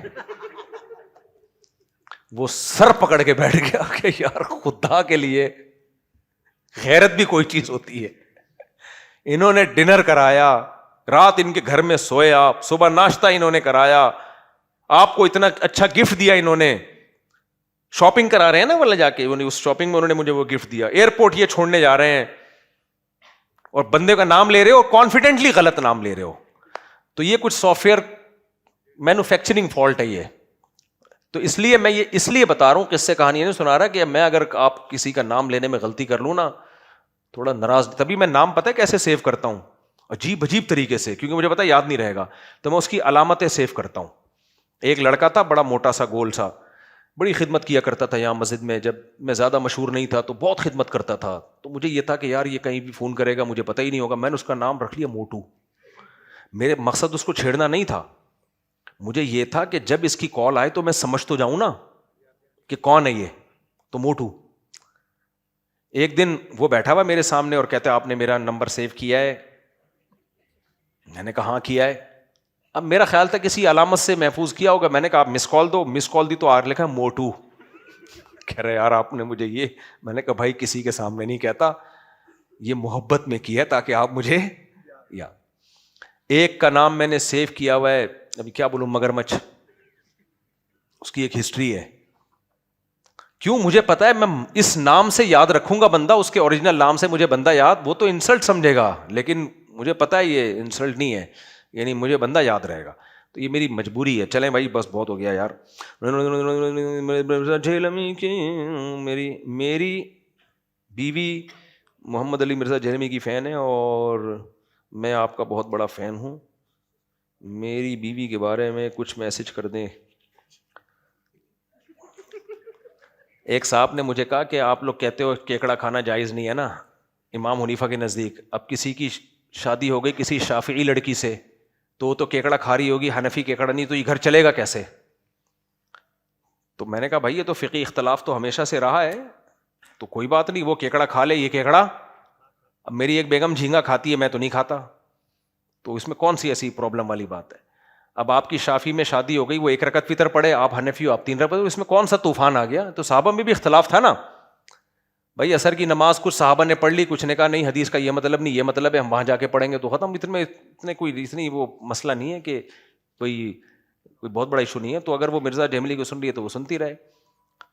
ہاں کوئی مسئلہ آپ کو لگے کہ بھائی یہ آپ سمجھتے ہو کہ غلط ہے تو وہ مجھ سے پوچھو, پھر میں دلائل کی دنیا میں بتاؤں گا کہ یہ مسئلہ کیا ہے. پھر بھی اگر وہ دلائل سے نہیں قائل ہو رہی ہے تو پھر یہ مینوفیکچرنگ فالٹ ہے, پھر یہ کیا ہے؟ Manufacturing fault. مجھے ظہر کی سنتوں میں 4 رکعتوں میں سورہ فاتحہ کے ساتھ سورت ملانا ہے, نیز فرض نماز ظہر کی 4 سنتوں میں یا کوئی بھی 4 سنتیں یا نوافل ان میں 4 رکعتوں میں سورت ملانا واجب ہے. جان کر اگر سورت نہیں ملائیں گے نماز دوبارہ پڑھنی پڑے گی. میری بیوی کا عقیدہ ہے کہ حضرت علی کی شان ابو بکر سے اوپر ہے. نہیں, یہ اہل سنت والجماعت کے خلاف ہے. اہل سنت والجماعت کا عقیدہ ہی قرآن و سنت کی روشنی میں, اہل سنت والجماعت کہتے کس کو ہیں؟ جو سنت اور صحابہ کو مانتے ہیں. شیعہ حضرات صحابہ کو نہیں مانتے تو ان کی رائے وہ جانے, ہم تو صحابہ کو مانتے ہیں اور حدیث سے ہمیں حکم دیا ہے کہ صحابہ کو مانو. تو صحابہ نے جو سب سے پہلا نمبر دیا ہے اور خود سیدنا علی نے جو سب سے پہلا نمبر دیا ہے وہ کس کو دیا ہے؟ حضرت ابوبکر کو دیا ہے. تو یہ عقیدہ ٹھیک نہیں ہے. باقی پھڈے نہیں کرو اس پہ, مان جائے ٹھیک ہے, نہیں مانی تو بھی کوئی بات نہیں. وہ کیکڑا کھا لے, آپ کیا کھا لو, آپ نہیں کھاؤ, کیا یار. مفتی صاحب میں نے منت مانی تھی کہ میں امتحان میں پاس ہو گیا, 1 ماہ کے اندر اندر ایک قرآن پاک پڑھوں گا, مگر کسی وجہ سے 1 ماہ سے زیادہ. قرآن پڑھنے کی منت پوری کرنا واجب نہیں ہے. منت واجب ہوتی ہے عبادت کی, جو عبادت مقصودہ ہے. عبادت مقصودہ کہتے ہیں نماز ہے, زکوٰۃ ہے, صدقہ ہے, روزہ ہے, ان چیزوں کی منت واجب ہوتی ہے. اگر کسی نے کہا میرا یہ کام ہو گیا تو میں 1 قرآن پڑھوں گا تو یہ واجب نہیں ہے. ویسے پڑھ لیں, اچھی بات ہے. مفتی سے آپ کے بیٹے کی شادی کا کیا ہوا؟ جو میرے بس میں ہے وہ تو میں کنٹرول کر سکتا ہوں, جو میرے بس میں نہیں ہے وہ کیا کر سکتا ہوں. ابھی تاریخ دی ہے انہوں نے تو ہم نے بھی دے دی تاریخ, تب پتہ نہیں اس تاریخ سے پہلے کیا مسئلہ ہے. مودی صاحب اگر کوئی دکان کرائے پر ہے, جب میں نے نکاح کیا تھا نا تو ان لڑکی والوں نے مجھ سے کہا تھا 6 مہینے کا ٹائم ہے, 6 مہینے بعد شادی کریں گے. میں نے کہا ٹھیک ہے, 6 مہینے بعد اگر مجھے کوئی اور مل گیا تو میں وہاں چلا جاؤں گا. اور کیا, میں باؤنڈ نہیں ہوں 6 مہینے کا, اگر کوئی نہیں ملا تو دوبارہ ٹرائی مار لوں گا. تو انہوں نے کہا نہیں ہم تو 6 مہینے بعد. میں نے کہا بھائی آپ کی مرضی ہے, میں 6 مہینے تک اپنے آپ کو پابند نہیں کر سکتا. تو انہوں نے کہا آپ کو جلدی کیا ہے؟ میں نے کہا دیر بھی کیا ہے بھائی, جلدی کی کوئی وجہ نہیں تو دیر کی بھی تو کوئی وجہ, کوئی معقول وجہ ہو تو ٹھیک ہے, کوئی معقول وجہ نہیں ہے. ایویں تیاری کرنی ہے تو تیاری, جب پیسہ میں خرچ کر رہا ہوں تو آپ کو کس چیز کی تیاری کرنی ہے؟ تو شکر ہے سمجھ میں آ گیا, ورنہ بچے ماموں کہہ رہے ہوتے ہم کو. مفتی صاحب اگر کوئی دکان کرائے پر ہے کہ مالک مکان کی زمین میں بورنگ کرا کر RO پلانٹ لگائے تو اس کی کمائی حلال ہوگی؟ اچھا, مالک مکان کی زمین پہ بورنگ کرائیں گے نا تو اس بورنگ کا مالک مکان ہی ہوگا, سمجھتے ہو؟ جس کی زمین پہ کنواں کھدتا ہے اس کنویں کا مالک کون ہوتا ہے؟ زمین. تو مالک مکان کسی بھی وقت آپ کو نکال سکتا ہے کہ پتلی گلی سے نکلو. تو کیوں کسی کی زمین پہ وہ کام کر رہے ہو کہ لوگ یہ حرکت کر رہے ہوتے ہیں, اب ابا کی زمین ہے اس پہ اپنا گھر بنا لیا, اب پریشان ہوتے ہیں یہ گھر تو ہم کہتے ہیں وراثت ہے بھائی, یہ تو ابا کی زمین تھی, کہہ رہے گھر تو میں نے بنایا تو اٹھا کے لے جا اپنا گھر. وہ کہہ رہے ہیں میں کہاں لے کے جاؤں, یہ تو سریے کی قیمت. ہم کہہ اب آپ کو سریے کی قیمت ہی ملے گی, کباڑ کی قیمت ملے گی اس پہ.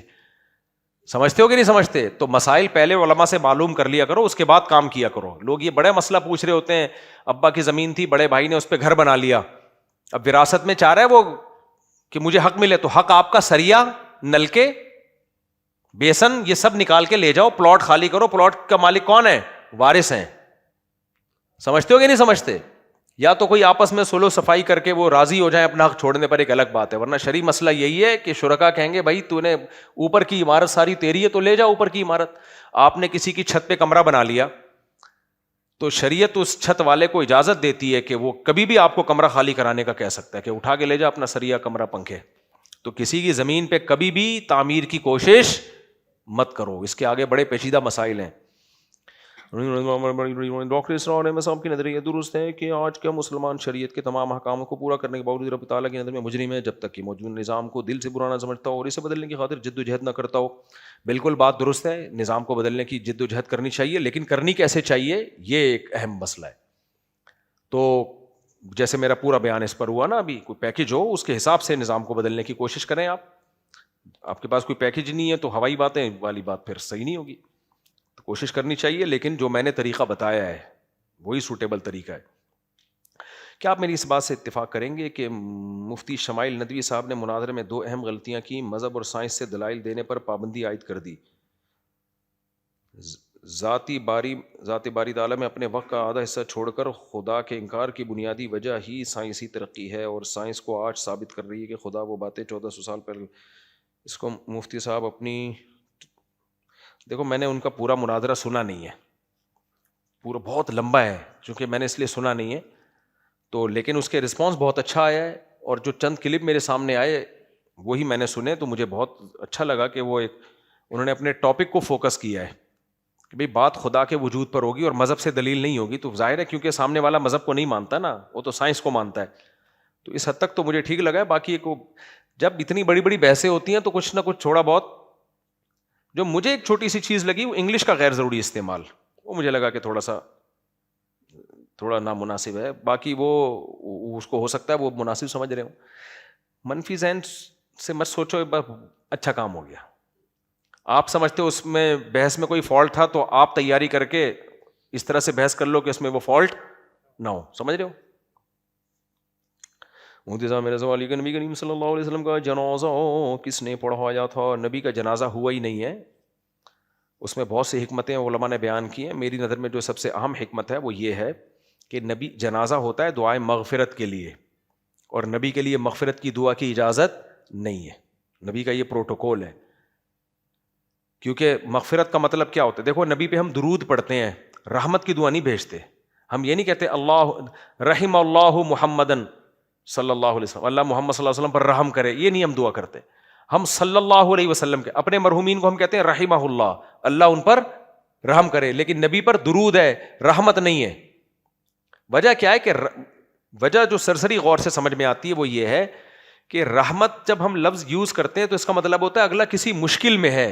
رحمت میں ترس کا مادہ ہے, کہتے ہیں یار اس پہ رحم کرو. کیا مطلب؟ یہ بڑی قسم پرسی کی حالت میں ہے, اس پہ آپ کیا کریں؟ رحم کریں. یہی ہے نا مطلب. تو یہ میرے اور آپ کے بارے میں تو کہا جا سکتا ہے کہ پتہ نہیں وہاں جا کے قبر میں ہو کیا رہا ہے ہمارے ساتھ, اللہ تو رحم کرنا, ان کے گناہوں کو معاف. نبی کا اللہ نے اتنا اونچا مقام رکھا ہے کہ ہمیں یہ نہیں ہے کہ اللہ نبی پر رحم کر, بلکہ ہمیں یہ کہ درود کہتے ہیں اضافی رحمتیں, اضافی اللہ کی طرف سے اضافی جو پروٹوکول ہے. تو یہ نبی کی شان کے خلاف سمجھا گیا ہے نبی کے لیے رحمت کی دعا کرنا. ضمنی طور پر کہیں ہو تو, لیکن باقاعدہ جو نبی کے لیے الفاظ یوز کرنے کا ہمیں حکم دیا وہ درود ہے, صلی اللہ, صلات کا لفظ ہے, رحمت کا لفظ نہیں ہے. سمجھتے ہو کہ نہیں سمجھتے؟ ہاں اللہ نبی پر رحم کرے گا خود سے, ہمیں اللہ نے درود کا حکم دیا. تو نماز جنازہ جو پڑھا جاتا ہے وہ مغفرت کے لیے, کہ گناہوں کو اللہ معاف کر دے. تو یہ اللہ اور نبی کا معاملہ ہے. ہمیں حکم یہ ہے کہ بھائی نبی کے لیے مغفرت کی دعا تم نہیں کر سکتے, اس لیے کہ اس میں یہ تصور جائے گا گویا معاذ اللہ نبی سے غلطیاں ہوئی ہیں اور خطرہ ہے کہ آگے عذاب نہ ہو جائے تو اللہ سے مغفرت کی دعا مانگو. نہ. تو اس لیے ہر ایک کے لیے جنازہ ہوتا ہے, نبی کے لیے جنازہ نہیں ہوتا. تو نبی کے لیے ہوا کیا ہے؟ درود و سلام پڑھا گیا ہے. آپ صلی اللہ علیہ وسلم کی جو آپ کا جو جسد مبارک ہے وہ رکھا گیا, اور صحابہ کرام جوق در جوق آتے رہے اور درود و سلام پڑھ کے جاتے رہے. اب وہی بات ہے, مثبت سوچو گے تو یہی بات ہے, منفی سوچو گے تو جو صحابہ کے خلاف ہیں, جو بغض نکالتے ہیں, وہ پھر الٹی باتیں کر رہے ہوتے ہیں, جنازہ نہیں پڑھا اور یہ ہوئے وغیرہ وغیرہ جو فضول باتیں چل رہی ہوتی ہیں. تو بھائی صحابہ سے زیادہ نبی پہ نبی کا کون چاہنے والا تھا؟ اور نبی صلی اللہ علیہ وسلم کے جو تاخیر ہوئی ہے نا دفنانے میں, اس تاخیر کو عام جنازوں پہ قیاس نہیں کیا جا سکتا. نبی کے جنازے میں تاخیر جو ہوئی ہے 2 وجہ سے. نمبر 1, انبیاء کا جسم خراب نہیں ہوتا, ذرہ برابر تغیر نہیں آتا, اور حسن پیدا ہو جاتا ہے اس میں. جبکہ ہمیں جو میت کو دفنانے کا حکم ہے وہ اس لیے کہ برف خانوں سے بچاؤ اور جلد سے جلد دفناؤ، کیونکہ تغیر میت میں تبدیلی آنا شروع ہو رہی ہے، چہرے کی رونق ختم ہو رہی ہے، انبیاء کے چہرے کی رونق تو بڑھتی چلی جاتی ہے. تو وہ اگر کبھی بھی نہ دفنایا جاتا تو بھی نبی صلی اللہ علیہ وسلم کا چہرہ انور اسی طرح چمک رہا ہوتا جیسے زندگی میں، بلکہ اس سے بھی زیادہ. اور دوسری وجہ یہ تھی کہ صحابہ کو یہ خطرہ تھا کہ اگر ہم نے دفنا دیا تو خلافت کے مسئلے میں اختلاف نہ پیدا ہو جائے کہیں. تو خلافت کا مسئلہ یعنی مسلمانوں کا ایک امیر پہلے بن جائے، اس کے بعد ہم جنازہ دفنائیں گے، کیونکہ یہ زیادہ اہم ہے. کیونکہ تلواریں نہ چلنا شروع ہو جاتی نا جب کوئی امیر نہیں ہوتا. نبی کے دنیا سے جاتا ہی کوئی بھی امیر نہیں ہے نا اب، تو کوئی بھی دشمن فائدہ اٹھا کے حملہ کر دے، کچھ بھی کر دے، تو پہلے امیر کا وجود کیا ہے، ضروری ہے. تو اس لیے حضرت ابوبکر کا پہلے انتخاب کیا، سب نے ان پر بیعت کی، اس کے بعد آپ صلی اللہ علیہ وسلم کو دفن کیا گیا. تو وہاں تاخیر میں یہ دو وجہ تھی. ہمارے یہاں جو تاخیریں ہو رہی تھیں ان میں کوئی یہ وجہ، ان میں سے ایک وجہ بھی نہیں ہوتی. اگر ایک شخص نے بیوی سے کہے میں نے آپ کو طلاق دی تو اس سے کتنی طلاقیں واقع ہوں گی؟ متکلم کہتے ہیں نیت ایک طلاق کی تھی، ایک طلاق ہوگی، کیونکہ طلاق کے لفظ میں دی کو تکرار کیا نا، دی یعنی اسی ایک طلاق کو تاکید کر رہا ہے اس کی، تو اس لیے ایک طلاق ہوگی اگر اس کی یہ نیت تھی ایک طلاق کی. ابھی میرے پاس ایک صاحب آئے کہتے ہیں اچھے بھلے بارش آدمی، مجھے کہنے لگے میں نے اپنی بیوی کو بولا میں نے تمہیں طلاق دی، میں نے تمہیں طلاق دی، میں نے تمہیں طلاق دی، اور میری نیت طلاق کی نہیں تھی، میں تو ویسے ہی کہہ رہا تھا. میں نے کہا یار آپ سفید ریش ہو، بڑی عمر ہو گئی آپ کی، اور دیندار ہو، نماز پڑھتے ہو، تو کہہ رہے ہیں میں جہاں سے بھی فتویٰ لے رہا ہوں وہ کہہ رہے ہیں طلاقیں ہو گئی ہیں، یہ میں نے تو ویسے ہی دی تھی. تو یہ بھی ہے دنیا میں، ایسا بھی چل رہا ہے مارکیٹ میں. تو میں نے کہا ہو گئی ہے، یہ تو کوئی بات، طلاق میں تھوڑی مذاق چلتا ہے یار. لوگ کہتے ہیں اسلام اتنا سخت کیوں ہے؟ بھائی اسلام کے اصول مضبوط ہیں، ورنہ طلاقیں دے کے لوگ کہہ سکتے تھے میں تو ویسے ہی دے رہا تھا. عورت ساری زندگی کنفیوز رہتی کہ پتہ نہیں دی ہے کہ نہیں دی ہے. تبھی نکاح میں بھی شریعت نے کہا ہے کہ اگر قبول کر لینا تو مذاق میں بھی ہو جائے گا قبول. ایسے کتنے کیسز آتے ہیں، لڑکی کہہ رہی ہوتی ہے میں نے تو ہاں کر دی تھی، میں تو مجبور تھی. ہم کہتے ہیں بھائی آپ جو بھی تھی، جب آپ نے ہاں کر دی تو نکاح ہو گیا. کہ نہیں بھائی میری جب دل سے راضی نہیں تھی، تو دل سے راضی نہیں تو منہ سے نہیں پھوٹتی نا. کہ نہیں میں تو مجبور تھی. بھائی مجبور تو اب شریعت میں اگر یہی ہو جائے کہ ہاں جی، تو کیا پتہ چلے گا؟ 8 بچوں کے بعد بیگم بولے گی میرے تو نکاح ہی نہیں ہوا، میں تو مجبور تھی اور اب تک مجبور تھی. 10 بچوں کے بعد آج مجھے پتا چلا کہ اب میں مجبور نہیں ہوں. تو اس لیے اسلام نے نکاح اور طلاق میں زبان پہ حکم کا مدار رکھا ہے، آپ کے دل پہ حکم کا مدار رکھا ہی نہیں ہے. زبان سے جو بولو گے وہی سمجھا جائے گا. اگر مجبور ہو، نہیں شادی کا دل چاہ رہا تو وہیں اڑ جاؤ، نہیں کرنی ہم نے. ابا کو بول دو نو، اس وقت تو ہاں، اس کے بعد جمشید پسند نہیں آیا تو میں کیا تھی. تو یہ نہیں ہوتا. ہم لوگ کا مستقبل خطرے میں پڑ جائے گا بھائی. کیا خیال؟ کسی بھی وقت بول دے میں تو مجبور تھی. اچھا ایک اور کام بڑا زبردست آج کل یہ بھی ہو رہا ہے، واقعات جو میرے سامنے آ رہے ہوتے ہیں نا پھر میں بیان میں لاتا ہوں تاکہ پتہ چلے مارکیٹ میں چل کیا رہا ہے. یہ بہت ہو رہا ہے. شادی پہ لڑکی راضی نہیں تھی یا لڑکا راضی نہیں تھا، شادی ہو گئی، پہلی رات میں بیگم کو بول دیتا ہے کہ میں تو بس خوش نہیں تھا، میرے ابا کا فیصلہ تھا. تو میں ایسی لڑکیوں کو کہتا ہوں رکھ کے چماٹ تھوپ دیا کرو اس کے. جو مرد پہلی رات میں یہ بولے کہ یہ میرا فیصلہ نہیں ہے، میرے پیرنٹس کا فیصلہ ہے جس کی وجہ سے میں نے تم سے شادی کی، یہ بڑی بےغیرتی والا جملہ ہوتا ہے. بالفرض آپ کے پیرنٹس کا بھی فیصلہ تھا، اس کو کیوں بتا رہے ہو کہ میری پسند سے نہیں ہوئی؟ اس کا مطلب آپ نے بتا دیا کہ میں تمہارے ساتھ ٹائم پاس کروں گا، بس یہی مطلب ہوا نا. اس کے دل پہ آرے چلتے ہیں بھائی، آپ نے رپورٹیں پیش کرنا شروع کر دی. بھائی اگر آپ کو نہیں تھے تو پیرنٹس کے سامنے اڑ جاتے، آپ اڑے نہیں ہو. ایک بچی کی زندگی تباہ کر دی، اس کے باپ نے رخصت کر کے بھیجا، شادی پہ ان کا لاکھوں کا خرچہ ہو گیا، جہیز آ گیا، مہر آ گیا، قاضی کی فیس ہو گئی، سب کچھ ہو گیا، اور پہلی رات میں بولے ایکچولی میں مجبور تھا. تو چماٹا بنتا ہے کہ نہیں بنتا؟ پاگل کے بچہ تو کیا باتیں کر، اور اسی وقت گھر چلی جاؤ. بولے ٹھیک ہے جب آپ اپنی خوشی سے رخصت کر کے لانا ہوگا لے آنا، فی الحال میں اپنے ابا کے گھر بیٹھی ہوئی ہوں. عورت کے لیے مشکل کام ہوتا ہے یہ، لیکن یہ بہت بےغیرتی والی بات ہے. اسی طرح عورت بھی کہے نا رخصت ہو کے آ گئی گھنی میں، میرے ایکچولی میں تو خوش نہیں ہوں، تو اس کو ہلکا مت لیا کرو، کیونکہ زندگی بھر پھر وہ ستائے گی آپ کو. بولو بھائی جب آپ خوش نہیں تھی تو لڑ لیتی نا، کہتی میں سوسائٹی کے ہاتھوں کیا ہوں، مجبور. تو جب مجبور ہو، بالفرض اپنے آپ کو مجبور سمجھتی ہو، تو مجبوری میں پھر مجھے ایکسیپٹ کر لیتی نا، منہ سے یہ پھوٹنے کی کیا ضرورت تھی؟ تو یہ بڑی بےغیرتی والی باتیں ہوتی ہیں، شروع میں بول دینا میں مجبور تھا اور یا میں مجبور تھی. اگلے کے ساتھ کھیل رہے ہو یار تم. اس لڑکے کا کتنا خرچہ ہو گیا، اس کا وہ ولیمہ، وہ دوست منہ دکھانے. ہمارے ایک دوست کے ساتھ ایسا ہی ہوا، شادی ہوئی ہے، اتنا خرچہ ورچہ ہو گیا، سب مبارکبادیں. بیگم نے بول دیا میرا فیصلہ نہیں، میرے باپ کا فیصلہ تھا. اگلے دن مسکراہٹیں چھن گئی اس کی، مجھ سے مل رہا ہے ایسے نا جیسے نہیں نفسیاتی مریض ہوتے. میں نے کہا اس کو ہو گیا ہے. تو پھر اس نے مجھے اپنے دل کی بات بتائی کہ یہ ہوا ہے. تو پھر مجھے خوشی نہیں ہو رہی کیونکہ وہ تو کوئی لفٹ ہی نہیں کرا رہی ہے، کہ میرا فیصلہ تھوڑی ہے. پاگل کے بچے ہو. تو جب مجبور ہو تو بولو نہیں کرنا. وہ کم درجے کی بغیرتی ہے، بلکہ بغیرتی ہے ہی نہیں. وہ یہ بعد میں جا کے ایک دوسرے کو یہ کہنا نا میرا فیصلہ اور تیرا فیصلہ، یہ صحیح نہیں ہوتا. ایک صاحب نے آپ فاؤنڈیشن غریب لوگوں کو گھر خرید کر دیتی ہے، غریبوں کے ساتھ کرائے کی مد میں تعاون کرتی ہے. ہماری فاؤنڈیشن ڈاکٹر افضل صاحب ہے، آپریشن مینیجر ہیں، ان سے پوری ڈیٹیل آپ معلوم کر سکتے ہیں. کس قسم کے غریبوں کے ساتھ تعاون کرتی ہے، کس قسم کے غریبوں کے ساتھ تعاون نہیں کرتی. تعاون پیسوں کی صورت میں کرتی ہے یا گھر کی صورت میں کرتی ہے یا شادی کی صورت میں کرتی ہے یا طلاق کی صورت میں کرتی ہے، کیا ہوتا ہے، یہ ساری ڈیٹیل کس کے پاس ہے؟ ان کے پاس. خیر، سورہ حجرات میں ہے کہ ایک دوسرے کو برے اخلاق سے نہ پکارو، ایک دوسرے کا مذاق نہ اڑاؤ. آپ کے میانات میں کبھی کسی کا مذاق اڑاتے ہیں، کبھی کسی کو برے اخلاق سے پکارتے ہیں. کیا یہ جائز ہے؟ مثلاً کوئی مثال دینا، کس کا میں نے مذاق اڑایا، کسی شخصیت کا، یا کس کا میں نے برے القاب سے یاد کیا کسی شخصیت کو، تو وہ مثال دیں. آپ نے انجینئر علی مرزا کی مثال دی ہے اس میں، تو میں نے تو نہیں کبھی برے القاب سے یاد کیا انجینئر علی مرزا کو. کیا خیال ہے؟ جہلم والی سرکار کہا ہے میں نے. تو یہ کوئی اتنا، میرا خیال ہے کوئی اتنا نیک تو نہیں بننا چاہیے میرا خیال ہے. اس میں کیا بتاؤں. اچھا، انجینئر علی مرزا جب سے جیل سے چھوٹ کر آئے نا، انہوں نے ایک بات کہی ہے میرے بارے میں، بہت زیادہ کہی ہے، کہ میں نے بھی مفتی صاحب کو فیور کیا تھا، اس لیے مفتی صاحب نے مجھے فیور کیا. میں انجینئر علی مرزا کی خدمت میں پیغام بھیجنا چاہتا ہوں کہ حضرت آپ نے جو مجھے فیور کیا تھا وہ فیور نہ کرنا فیور کرنے سے زیادہ بہتر تھا. کیونکہ آپ نے فیور یہ کیا، بار بار یہ الفاظ دہرائے، گستاخی تو کی ہے، گستاخی تو کی ہے.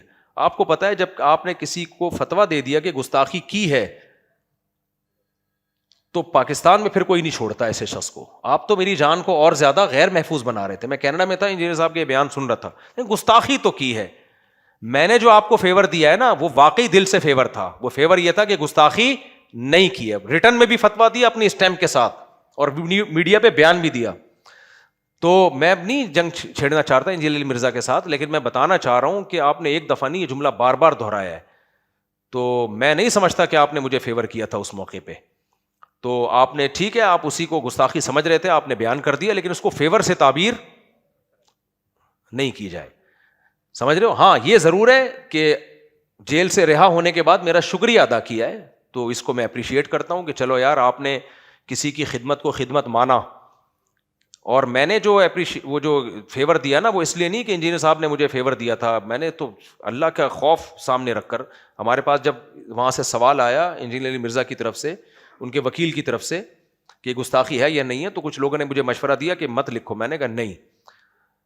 لا یجرمنکم شنآن قوم علی الا تعدلوا. قرآن کہتا ہے کسی سے تمہیں اگر کوئی ذاتی مسئلہ ہو کسی کے ساتھ بھی، تو عدل کا دامن نہیں چھوڑنا. میں نے کہا کوئی بھی ہم سے مفتی سے جب سوال پوچھے گا تو جو تحریر میں پوچھا گیا ہے، مفتی کی ذمہ داری ہے اس سوال کے مطابق جواب لکھ کے دے.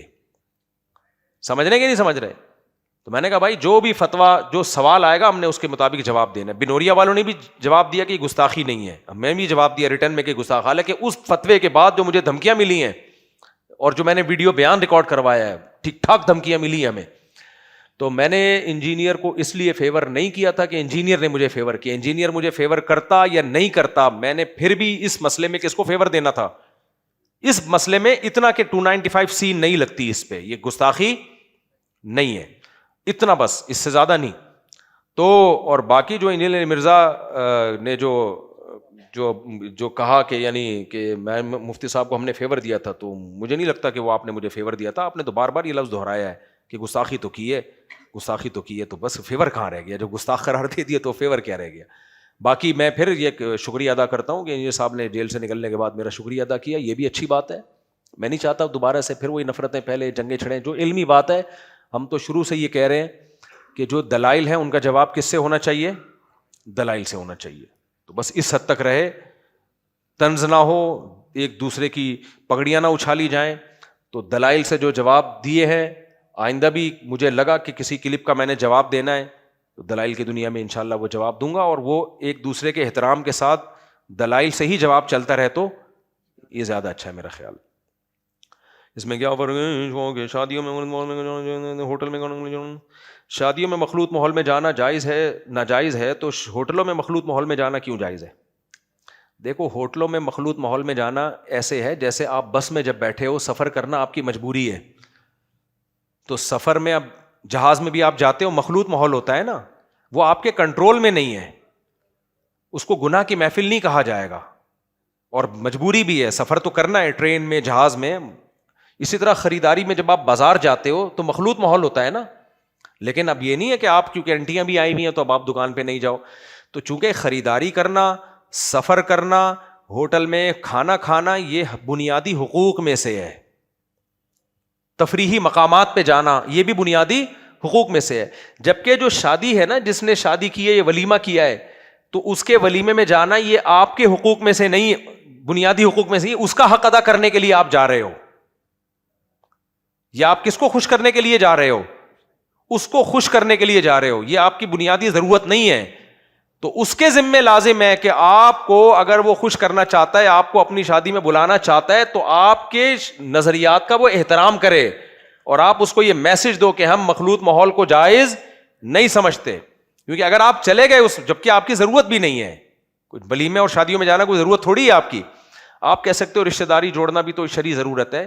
رشتہ داری جوڑنا اس کے لیے پہلے ہے, آپ کے لیے بعد میں ہے. کیونکہ لا طاعت لمخلوق فی معصیۃ الخالق, خدا کو ناراض کر کے مخلوق کو خوش نہیں کیا جا سکتا.